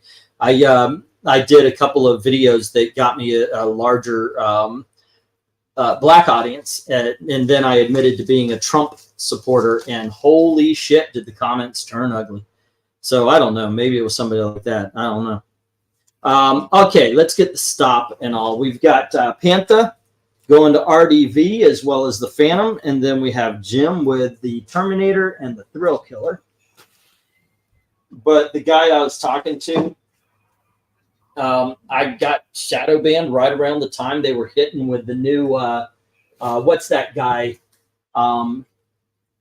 He called himself the weird queer guy or something like that, but he did there was whole adpocalypse. No, it was somebody going after Steven Crowder, and as a lot of people noticed, Steven Crowder was okay. He just hit a lot of smaller channels, to which he said, "Yeah, well, fuck them, because if they wouldn't have got hit if they thought right." That was basically his message. Anyway, Carlos Massa. That's it. Yeah, Carlos Maza. So all of that happened. It was just the perfect storm, because usually what would happen is the channel would grow and then it would plateau. So I would figure out a way to make it grow again, and then it would plateau, or it would even go down a little bit. And it would be, okay, you made 5,000. Now you're losing a couple of hundred. All right, figure it out. And I would go to 8. And then I built myself up to 18,500 around there. And there was a perfect storm of shit. And I could not make this channel grow to save my life. For 3 years, I was stuck at the same number of subscribers. And all along, I'm being told, oh, there's no such thing as shadow banning. I'm like, horseshit. At the very least, tell me why you guys are doing this so I could fix it. They won't tell you shit, by the way. They don't. If YouTube has a problem with it, they ain't going to tell you what it is. All right, kids, we're at the $2 mark, and we have The Power of Shazam, issue number 2. And we have issue number 4. Sorry about the green tabs. I forgot to take them off here. We have issue number 6, but they are on the bag, not the books. And then we have issue number 25. And we have issue number 26. And we have issue number 35, 37, 47. And to fill this out, we have the Return of the Justice Society Returns. This is Adventure Comics. It is featuring the Atom and Starman. And then we have JSA Classified, where we see Our Man going up against Bane. Bidding begins at $2 each as soon as LK says go. What do you know about The Power of Shazam, or should I go?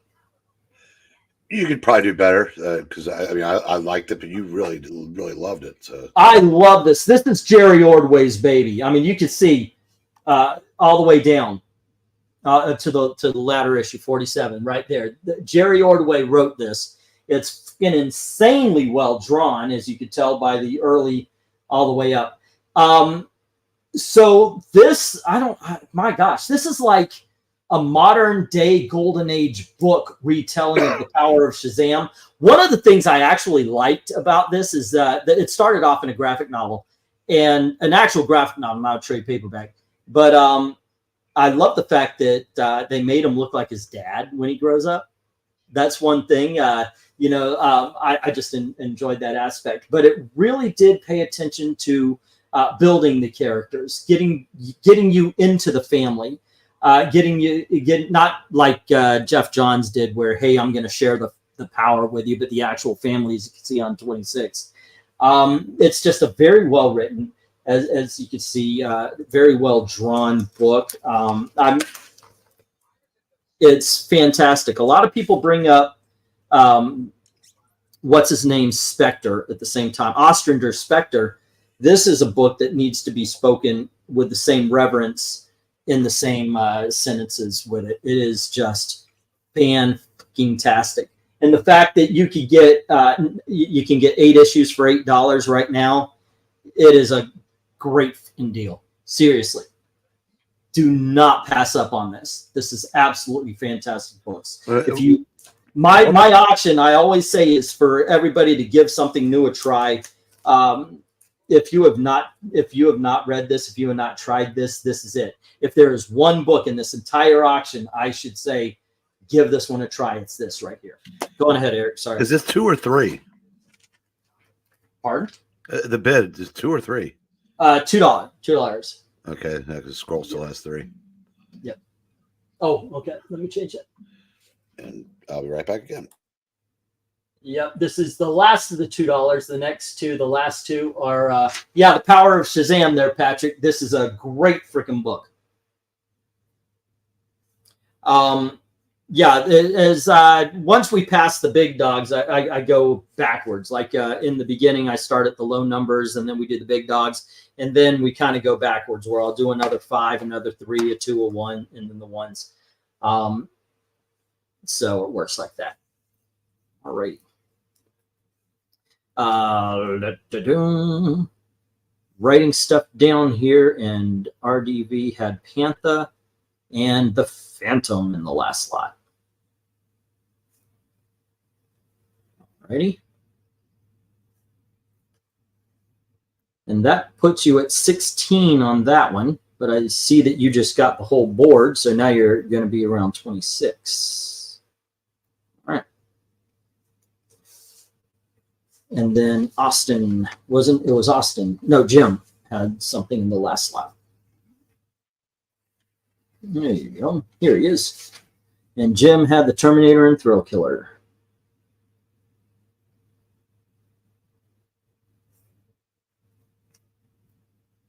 And Thrill Killer #1. Huh. That's kooky. I guess I took that out. I thought I had the other Thrill Killer issue in this auction. I guess I didn't. All right. And that's it. Okay, what do we got? I'm grabbing all the books from my pa's childhood. Let's see. $2 on the entire. No, you're right. You're right, Vank. Venkman puts $2 on the entire board. $2 each on the entire board. Boom, boom, boom. Bum, bum, bum, bum, ba-da-ba-dum, ba-dum, ba-dum, bum, boom, boom. Okay. What else we got? Comics is life. Oh, it's my life, for sure. Let's see. I'm slipping into a cake coma. Oh, I understand how that is. My vid with 500K was well on its way to 1 million. Suddenly my comments are getting deleted and it's still not even at 600,000, says Spiffy. What was it about? A dude whose last name rhymes with Gaza has YouTube support. Shocking.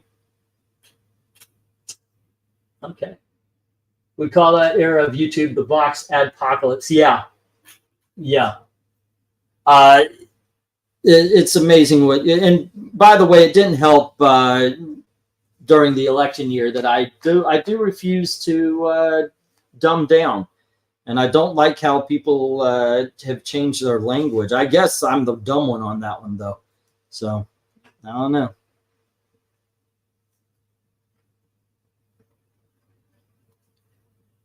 But I know a lot of people who are from YouTube's free speech era that have a hard time living by the modern day rules, because they have gotten worse. They've gotten worse as far as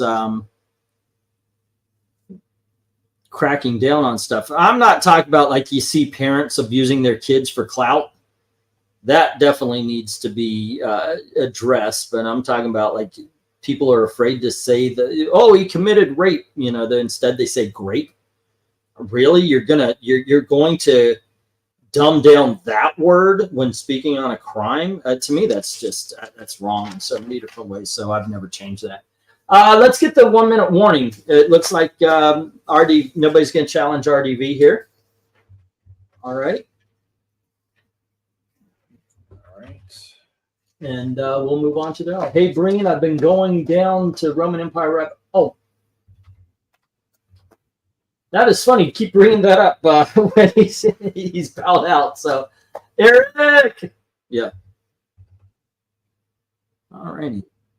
And we'll give it a minute. But I have a feeling Venkman's going to walk away with these. And that is a good thing. I think you're going to have a great time with these books, Venkman. Probably see them as a reading.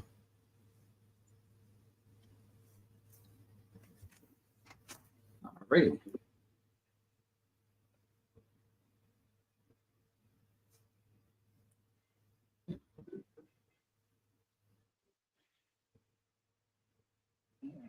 And JSA Classics.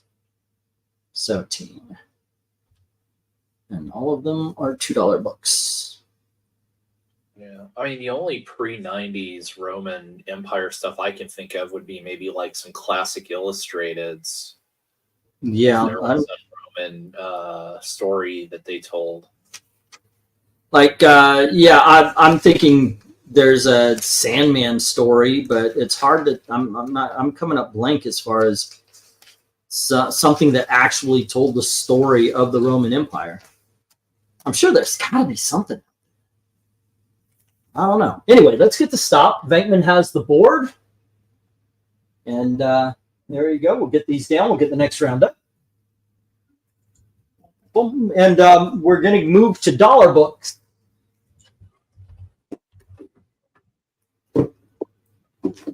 There we go. Oh, long books. Okay. That's over here. Alrighty. And let's move that over here.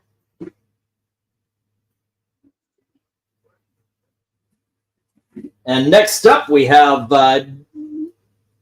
Gen 13, issue number 23. And we have Gen 13, issue number 27. Here is issue number 28. We have Gen 13, issue number 30. And we have Gen 13, number 32. Whoops. Actually, there's going to be one lot after this one. We have issue number 34. And then we have issue number 35. Here is issue number 37. We have issue number 38. And issue number 39. Bidding begins at $1 each as soon as LK says go. Alrighty. There we go. Good times. It's a good night. I like, I've been having fun at the auctions recently. Well, that's good. It's been I got to admit, there is a touch of stress because I've just noticed that we have lost a lot of people. Some I'm worried about. I hope Nerdy Texan and his mom are doing well. The last thing we heard from Nerdy Texan was that he was serving a nice Mother's Day meal to his mom. I love hearing that. Sweet people, great people, by the way. Also, Krenez, what's happened?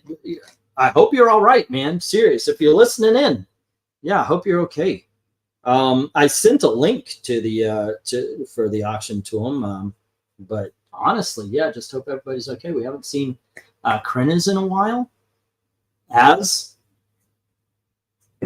is someone else we haven't seen. The Lester sisters, I know, were in the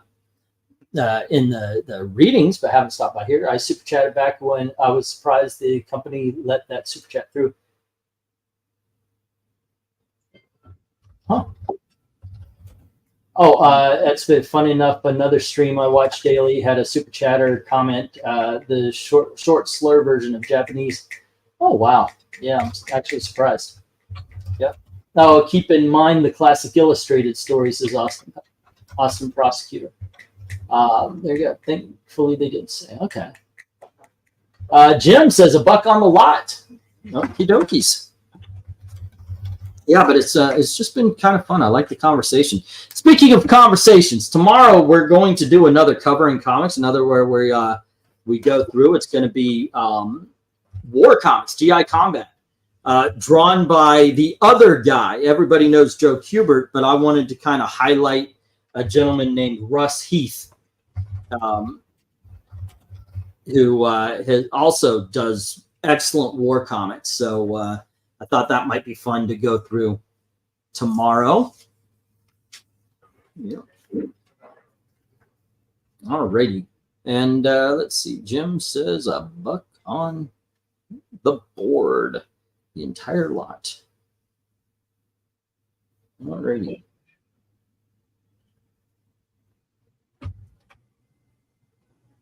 I'll be true to you. So my CD player is broken in my car, and it's kind of, I don't know if you guys ever watched How I Met Your Mother, but they had like a single stuck in the car, and my CD player, I put in a Monkeys Mix CD. Basically, it's everything. I just put everything on one CD, and it has been playing on a loop because I can't get it out of the freaking player, and I really don't like radio.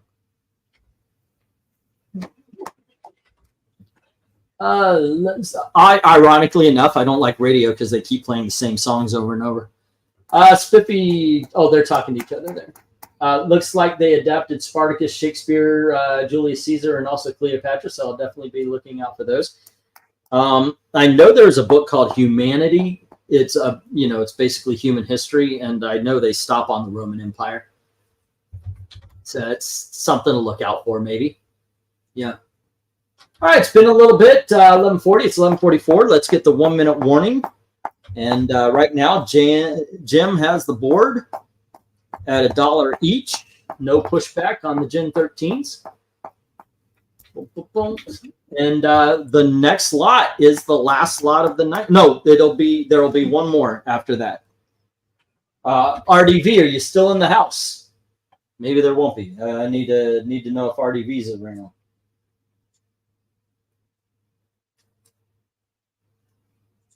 I need to know if RDV.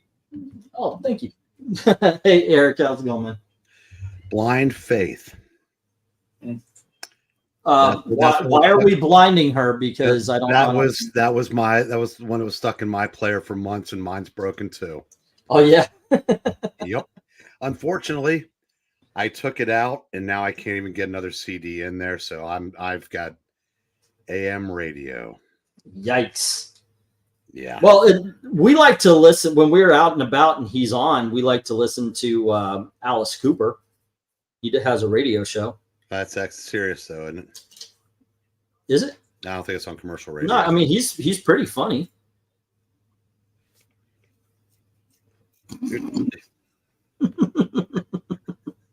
I'm sorry for that one. No, you should be. That sucked. Alrighty, yeah. Let's see. What else? Alrighty, and also every $10 gets you on the spinning wheel. And we've got Marvel Comics: The Untold Story. We have Freedom Fighters by Robert Venditti to choose from. If there are 10 people on this wheel, actually I can find that out right now. But if there are 10 people on the wheel, we give away both books. Every $10 we add on a book. I'll be true to you. Yes, I will. Oh man, I picked up a hardcover I was going to throw in that last lot, and then I found out that freaking pistachio. God dang it! I love the birds. I love the birds, but holy crap, they will unholy crap on anything. Great, I'm gonna wash this off. Can't put it in the freaking auction. Poop on it. Alrighty. No money these days, says Spiffy. Hey, it is the way it is, isn't it? England team, I think the reason you don't see too many people these days is because for the past 4 years, we've had a brain in the jar in the president. You know, I understand that. I really do. I really do. It's sad. It is. But once again, it's still good to have people in the conversation. You know, it's good to hear from everybody. Make sure you know that it's fine. Let's get the stop. Jim has the board at $1 each, and let me get these down. We'll get the next round up. Is Venkman still in the house? Or is he still listening in? I don't think so. Okay. Said he had to bounce somewhere. All right. I was thinking I would do a lot with those birdies in it. Okay, final lot of the night, kids. Let's see. I ask again, why haven't there been any impeachment attempts? Because the Democrats are corrupt as fuck and the Republicans are spineless. Yeah. Next up, we have Exiles, issue number 2. And then we have The Solution, issue number 1. And we have another mantra number 1. Here is mantra number 3. Mantra number 8.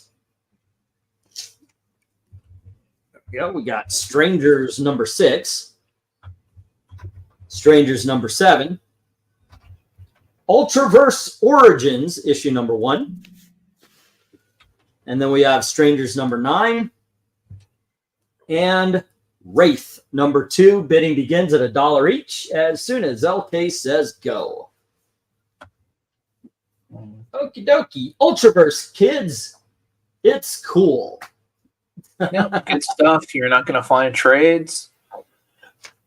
It's likely never to be reprinted because Marvel has buried it deep, deep, deep in a vault. Which we auctioned earlier tonight. Yes, we did. The wrong vault, but nonetheless, yeah, they were good. They were good, fun books at the time. I greatly enjoyed the Mantra series, and read Strangers 2 and Solution, and have these books sitting in a box. Yeah. All right. You know, it's got to be depressing. What? What's that? To win 8 in a row and not gain so much as half a game. Oh. Cleveland win again? They're up 4-3 at the top of the 9th.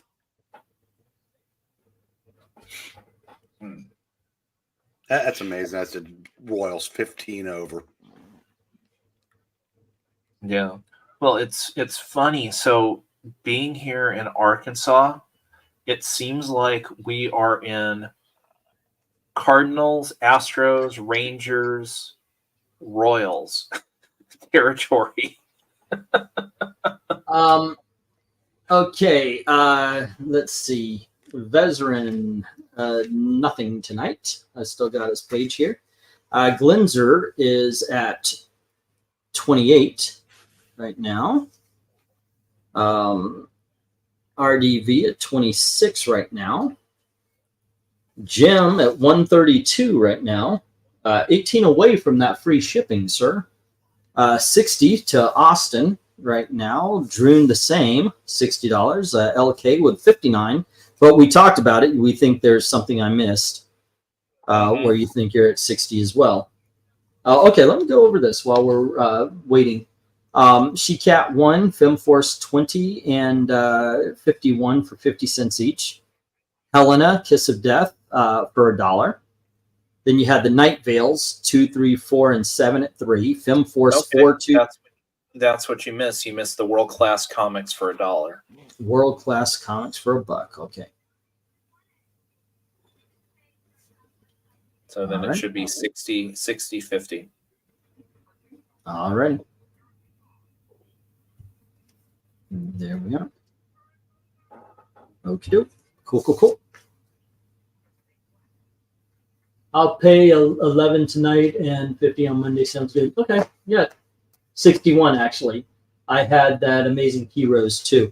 Let me see what I've got for you there, Austin. Yep, Wonder Woman, Brave and the Bold, and okay, Amazing Heroes. And that was $1, so it is 61 for Austin. There we go. I keep forgetting LK lives in legendary home state of Bill Clinton, our best president ever, says Rhaegar. England team forgot all the bids people had on his OnlyFans. Actually, I truly appreciate the people that come to the OnlyFans. It's kind of it is kind of nice. It is basically a dating advice because nobody wants to see this naked. But sure. I am just fucking kidding. I would be so divorced. I actually brought it up to Gail. I said, people, you could do something like that. And I said, what do you think? And she gave me that stare as she was packing her clothes into a suitcase. All right, nobody gives a shit about the Ultraverse here. Let's bring this down and call it a night. And I'll hold those Herbie until next week. Boom, boom. Yeah. But only until next week. I'm not giving them 2. That's money left off the table. But I think also, like I said, I think One Slick Dude is a Herbie guy. I don't know if I have too many others. Alrighty. Boom, boom. Let's get a little bit more into this. We have 1, 2, 3, 4, 5, 6 people tonight on the wheel. And it's got to be from here, not from the Ko-Fi. Okay. Although the Ko-Fi does give you a spot on the wheel automatically. If you are a $5 monthly... So there we go. Alrighty. Let's get rid of that. And yeah, no evil black cat to do that stupid joke. We'll just put this right here. Nice. Yeah, y'all suck. All right. Alrighty, kids. Let me pop that wheel up as a matter of fact so we can add to this. What goes up must come down. Spinning wheels. Spinning. Boom, boom, boom. Okay. I like the fact that I can leave everybody's name up here and it doesn't get destroyed. Wait a second, it did.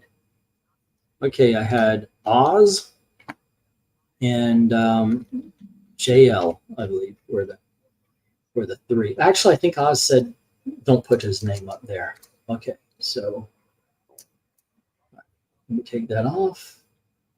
Add image, add center image, upload, boom, whoops. There we go.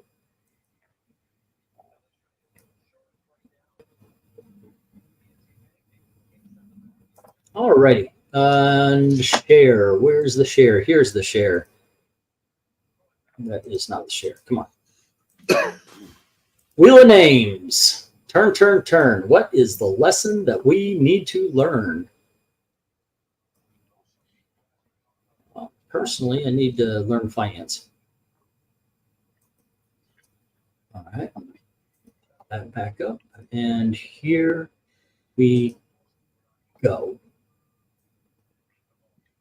Hardcore comic books for the community. 11 cents. Thank you, Austin. Alrighty. So once again, let's go through this. You and I just went through all of, so you and I are good, right? Okay.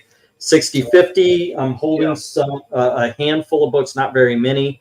You got 1, 2, 3, 4, 5, 6, 7, 8, 9, 10, 11, 12, 13, 14, 15. And I think maybe like 5 or 6 over there. So you're at 20 books right now. That's like right above a bag, not really filling up a box. So it's up to you. But it would be a box, but it would be like with this much air. Alrighty. That's at $60.50. If you wanted it shipped, that would be $75.50. Okay, but in all honesty, since you're a box guy, I recommend just going for let me hold them for another auction or two. Drune has Marvel Vault, the DC Vault, Don Winslow, Superman Dailies and Superman Sundays for $60. And those, thanks to the fact that there are no advertisements, can go media will say 10, and that would be 70. Alrighty, for Drune. And then we have Glenzer, who has Gasp #2 at 10, Witching Hour 66 at 8, and the Star Spangled War Stories 104 at 10. 3 books. If you want me to hold them, that's 28. If you want me to send them, it would be 38. But I know you prefer building up as well. Let's see. RDV. Oh, hey. Driving home. I'll get my total later. Says comic. Yeah. Also, I held the Herbie books for next auction, but I'm not holding them past that. I can't. I need to make the money on them. Those weren't part of the 50-cent things. Well, actually, one of them was. Let's see. Brave and the Bold, 169 at 5. Oh, RDV, let us know what book you want if you win. Brave and the Bold, 169 at 5. Blue Beetle, 54 at 5. Panther, #1 at 3. Phantom, 66 at 3. Power of Shazam, 2, 4, 6, 25, 26, 33, 37, 47. Adventure Comics, JSA Classic 17 at 2 each for a subtotal of 26. That's going to go in your box, which we're about a third way full. This is going to get it pretty close. All right. So it's 26. Oh, shit. I haven't been adding spots. Okay. RDV and RDV. LK was on there 6 times. 1, 2, 3, 4, 5, and 6. Glenzer is on there 2 times. Glens and Glens. All right. Let's see. Drune is on there 6 times. 1, 2, 3, 4, 5, and 6. And Austin had the Wonder Woman 206, the Brave and the Bold 159 for 50 and 5, and the Amazing Heroes for 1 for $61 subtotal. And obviously that's going to go envelope. So it'd be 71 total. All right. There we go. And that puts him on the board 6 times. 7 if you count his Ko-Fi. 1, 2, 3, 4, 5, and 6. All righty. And then Jim. Jennifer Blood, 5, 10, 16, and 17 for 50 cents each. Archie 69 for 50 cents, or whatever that number was. Jungle Girl, the Frank Cho, the 25 0. For dollars, Candy #1 for $1. Green Hornet 1, 2, 3, and 5. The Amy Chu books for $1 each. Then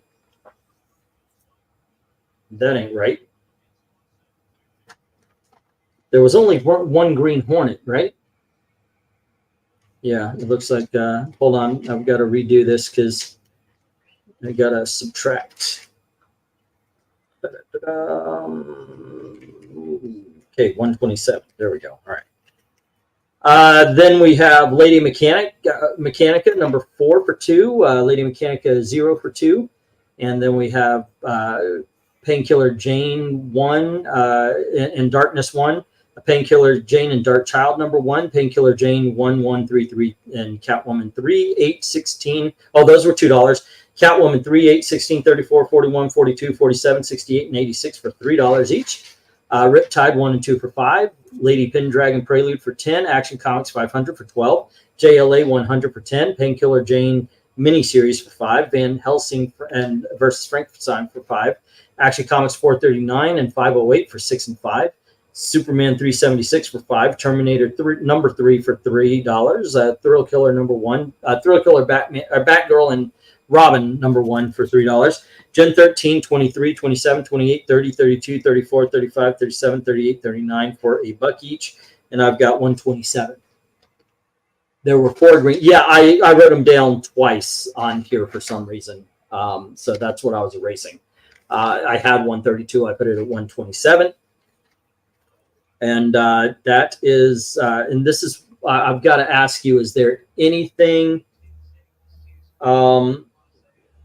is there any big dogs or anything that you missed maybe you would like? Or maybe if you want me to hold these, because, wow. Free shipping is at $150. You're at $127. This would be $20 worth of shipping, because this goes, I think this goes beyond the it doesn't. It's 1, 2, 3, 4, 5, 6, 7, 8, 9, 10, 11, 12, 16, 17, 18, 19, 20, 21, 22, 23, 24, 25, 26, 27, 28, 29, 30, 1, 2, 33, 34, 35, 36, 37, 38, 39, 40, 41, 42, 43, 45, 6, 7, 8, 9, 50, 1, 2, 3. Only goes 3 books over. I can try to fit it in to a medium box. I said, if we do that, it is one. You missed a $15 Sergeant Rock book. Oh, I missed a $15 Sergeant Rock. Okay, cool. Oh, that's right. You got the special. All right, Sergeant Rock special. The 1977 special. And that was 15. All righty, and that puts it at 137, 142. You're at 142. Was there an $8 book that you were interested? The Disney Thrawn book was decent, but each time they tried afterwards, it got worse. All right. Yeah, is there an $8 book that you might have been interested in? You might want to randomize the Wheel of Touch. Oh, I'm definitely gonna shuffle. I'm gonna shuffle it up. Yeah, because at this point it would be 157.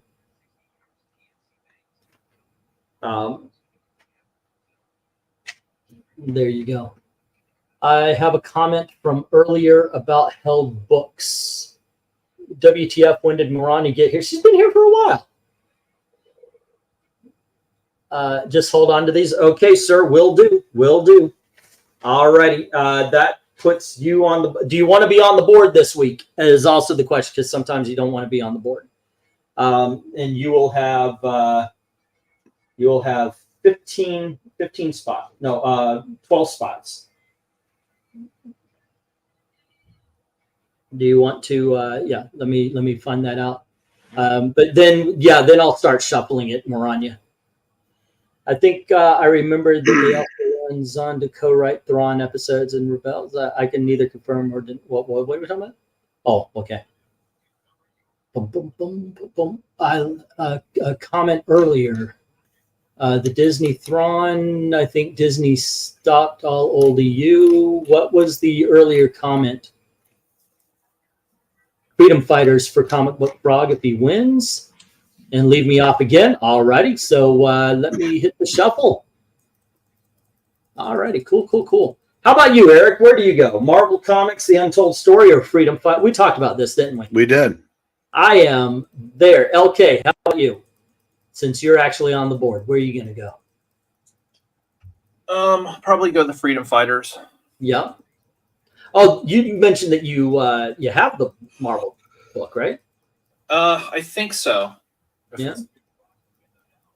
I would go the Marvel book. And I have read both. They're both very good. But the Marvel book, that, like I said, that's more meat and potatoes. That is, I read that more often than I do a lot of my trades. All righty. Boom, boom, boom, boom, boom, boom, boom, boom, boom. And let's see. I don't know how many times I've shuffled it up, but here we go. Who is this week's winner? And what will they choose? Tick, tick, tick, tick, tick, tick. Oh, Austin P. Austin wins a lot. Or at least he did in the beginning. All righty, Austin. Oh, wait, hold on. We got to wait for him to get back. That's his whole thing. He believes if he walks away during the spin, he'll win. Austin wants you to list the books he has on hold. Some didn't reach him last shipping. Yeah, send me a message there, Austin. I'll see what I've got for you over here in just a touch. I could tell you specifically. But what do you go for on the wheel there, Austin? All right, it's rigged. Spiffy didn't win. It must be rigged. Of course it is. Of course it is. All righty. RDV, Glenn's, June, boom. Let me get that. I actually forgot to leave this time. I'll go for the history book. All righty, will do. I got you down. You're going to get the Marvel. You got the Marvel Comics, The Untold Story. There we go. I think you're going to love this. You're going to love this, man. Seriously, it's a really good book. All righty. Hold on just a second here, Austin. Let me see what I've got held for you. If anybody else wants, I'll go through. I won't read off every book, but if I've got a handful, I'll say I've got a handful for you. That sounds a lot worse than I meant it to sound. Yeah, that's going to trip you up. Hey, the Yankees called up Kevin Smith. Wow. I didn't know he was. I like the access to this. That one's RDV's. Let's see what I've got here. I've got Darkness Comes the Ryan. I've got 1, 2, 3, 4, 5, 6 books held for LK. Austin P. Yeah, Austin, I've got 2 lots here. I've got, looks like this was from last week. I've got Indiana Jones, Thor 350, the Teen Titans, and Daredevil. And the one that I missed, I guess, should have been sent to you already is we've got The Bone, the Brave and the Bold, Batman versus Eclipso, and X-Men 249. So that's probably what you're looking at, or what you were missing. All right. Let's see. What else?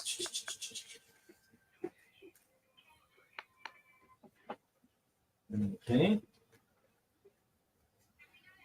Let me put my headphones back on so I can actually hear what you guys are saying, which I don't think y'all are saying much, are you? Nope, we're just listening to you. All right.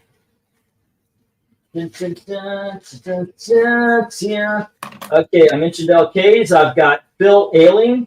1, 2, 3, 4, 5, 6, 7, 8, 9, 10, 11, 12 books. Ethereal Dragon has the Batman Year 1 and 1, 2, 3, 4, 5, 6, 7, 8, 9, 10 books. Kabebe has 1, 2, 3 books.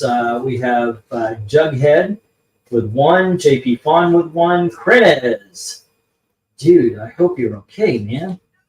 1, 2, 3, Batman Hush, Shadow Man, the Justice miniseries, Iron Man Essentials, Justice Society Gold, and number 4, and what looks like number 3. Or Spiffy, I've got 1, 2, 3, 4, 5, 6, 7, 8 books as 1, 2, 3, 4, 5, 6, and then 3 chapters of the Korvac Quest, 7, 8, 9, 10, 11, and 12.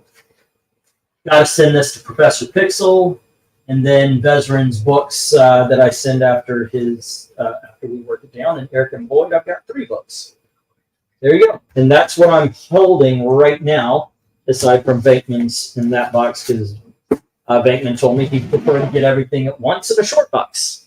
Easy peasy, lemon squeezy. But there you go. That's what I'm holding there for everybody. If you want more specifics, just ask. That's cool. Some good books in there, by the way. Az has like that Hawkman. Remember I couldn't sell that Hawkman number 15? Az bought it. But, okay, let me get Austin. So, what do we have going on here, kids? I always say that at the end of the auction. Right now, I don't know. All right. Well, let's see. Marvel Untold. Tomorrow, Eric and I, and you are invited to LK, are going to get together. We're going to talk about some more comic covers. Going to rank them. I'm going to cut the number down. We had 30 last time. I'm going to try to cut the number down to 20. So I'll probably do a little editing myself. I know Kurt. Oh, wow. There's a firefly in my kitchen. Oh, my gosh. Holy shit. He just lit up. Wow. Guess what we don't have in Florida? Yeah, we don't have fireflies in Florida. I want to get him out of it. I mean, obviously he flew in when I had the door open, get the breeze. That's one of those things. You guys are probably very used to fireflies. You know what you could say, since we never get to say it anymore? What? And we have a firefly. I like that. I like that, sir. Thank you. That is awesome. Okay, yeah. Tomorrow, guys, join us. What time are we going to do this? What time are you going to be available to talk about war comics? Probably 10:30-ish. 10:30? Okay. Yeah, because we got the. I said I know we got the 2 readings. I may not make the first one because I'm doing the Angry Baseball stream. But we usually wrap up by around then. And all right. I might do something beforehand, but it depends because I do enjoy my time with my wife. That's one thing I miss about Kentucky, says Rhaegar. When I moved back to Miami with Dad, that's the first thing I noticed. Yeah, there's no fireflies down there, so to me they're kind of a myth, until hey, we've got a firefly in the kitchen. And I don't like that because he's flying around. He's looking for, I don't want him. I don't like things to die. I mean, we had to kill a whole bunch of ants. I don't like killing things. I really don't. If I could have found a way to get rid of them without killing them, I would have done it. But the way to look at that it's like, if they're in their domain, you leave them alone. But if they come into your house, like I said, I will go out of my way not to step on a spider or an ant when I'm outside. Yeah. But if I look up and there's an ant crawling up the side of my Coke Zero or something like that, it's gone. Yeah, one of them bit me on my nuts today, and so I don't care about ants too much. But we have an ant problem in this apartment. We came in, it wasn't finished. And there's a lot of stuff we gave them a list of. Nothing's gotten fixed. We don't have air conditioning, which... it might sound funny, but you put me outside during the daytime, I'm A-okay. It's 85 tops. 85 is nothing to me. But when you're sitting in the box here, it's a sweat farm, and I don't like that. We don't have air conditioning. Our dishwasher, they replaced the dishwasher, but they forgot to clean the fucking drain hose, so it doesn't drain. So we don't have a dishwasher. They haven't fixed the sump pump. So I can't use my basement. The basement was a big sell to me. The basement was going to be my office. Can't use it. Can't even use it for storage because if it rains more than 2 days in a row, it's going to ruin whatever stuff until we get a good shelf. We can put stuff on top. Yeah. I'm not even going to ask how an ant got all the way up there. Oh, because I don't notice it. I'm sitting on the floor. That's how it happened. I just felt it. Whoa, oh, hello. And by earlier, I mean during the auction. I don't know if you guys know. So I went, oh, yeah, that's I have two spots where ants come in, and I said Trusty told me about that taro, those liquid ant bait traps, and that brought them all out. Like I said, so for like 2 weeks it was Antapalooza, but everywhere else in the house, you might get a stray that my guess gets on me when I'm in one of those two places, and then crawls around for a while. But my question is, how do they know to come in the same couple places and just stick to like it's the same thing? I mean, they would come in through the bathroom window and then just walk along the walls, turn, walk across another wall into where the sink is. It's kind of fascinating. I know why kids have ant farms. Yeah, it is I used to have an ant farm. I feel a little bit bad. They were crawling in and they were going up the counter, and first they were going to the sink because our dishwasher isn't working. So if we don't do all the dishes at night, they get whatever. And I stopped them from doing that. And so they went to the cupboards.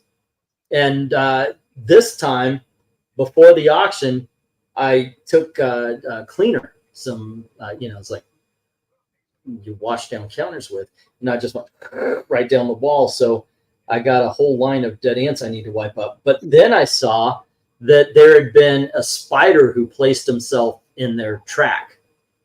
And I was like, oh man, sorry to take away your food. That's the Buddhist part of me. Okay. That's that comes out. I do not like to mess up other life forms. I understand occasionally you have to kill something just for being it. We had to kill a rattlesnake in the yard because my daughter's playing in the yard. So occasionally it does happen that you have to do that kind of thing. I do not like it. So I have, when I would get mice, I would have very little problem. I mean, I felt bad for them, because we used the liquid traps or the sticky traps. I mean, and then I'd have to take it out and like take a like a 2x4 to put it out of its misery. But I said if a mouse comes in here, you're done, and I don't feel at all bad. Yeah. All righty. Thank you very much to Jim, Glenzer, and AP. All righty. And I know LK's right behind. He's pretty cool about doing that. All righty. And I got to, oh my gosh, I am on my knees praying. Please don't win anything else. It's complete opposite from what I used to do. Let's see. They have little food killers where the ants walk through them, following the other ants' scent. They smell the food and they bring it to the queen. I'll snag some of those. That's good advice. Thank you. Ants have a consensus and a hive mind. They share knowledge, and everyone just agrees. It's kind of like woke leftists. No, I understand. Yeah, the ants are great leftists.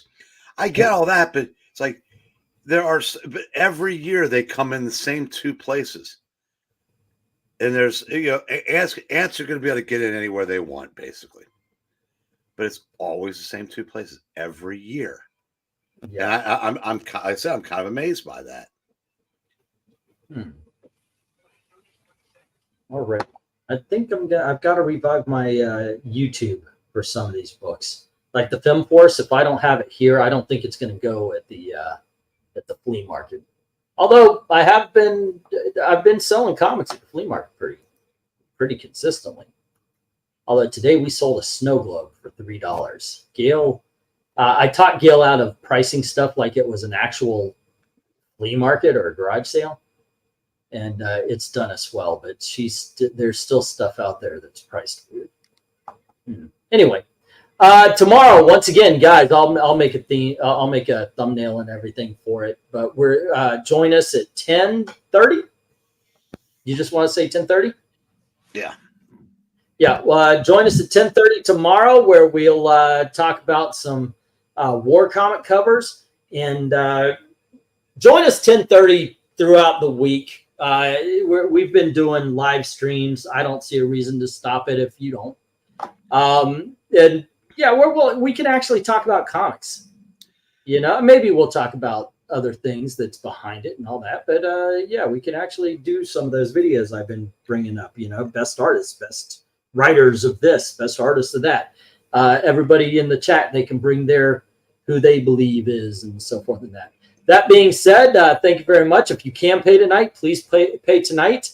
And as always, thank you very, very much for watching. Have a good evening. Good night, kids. Night, everybody. Fun times.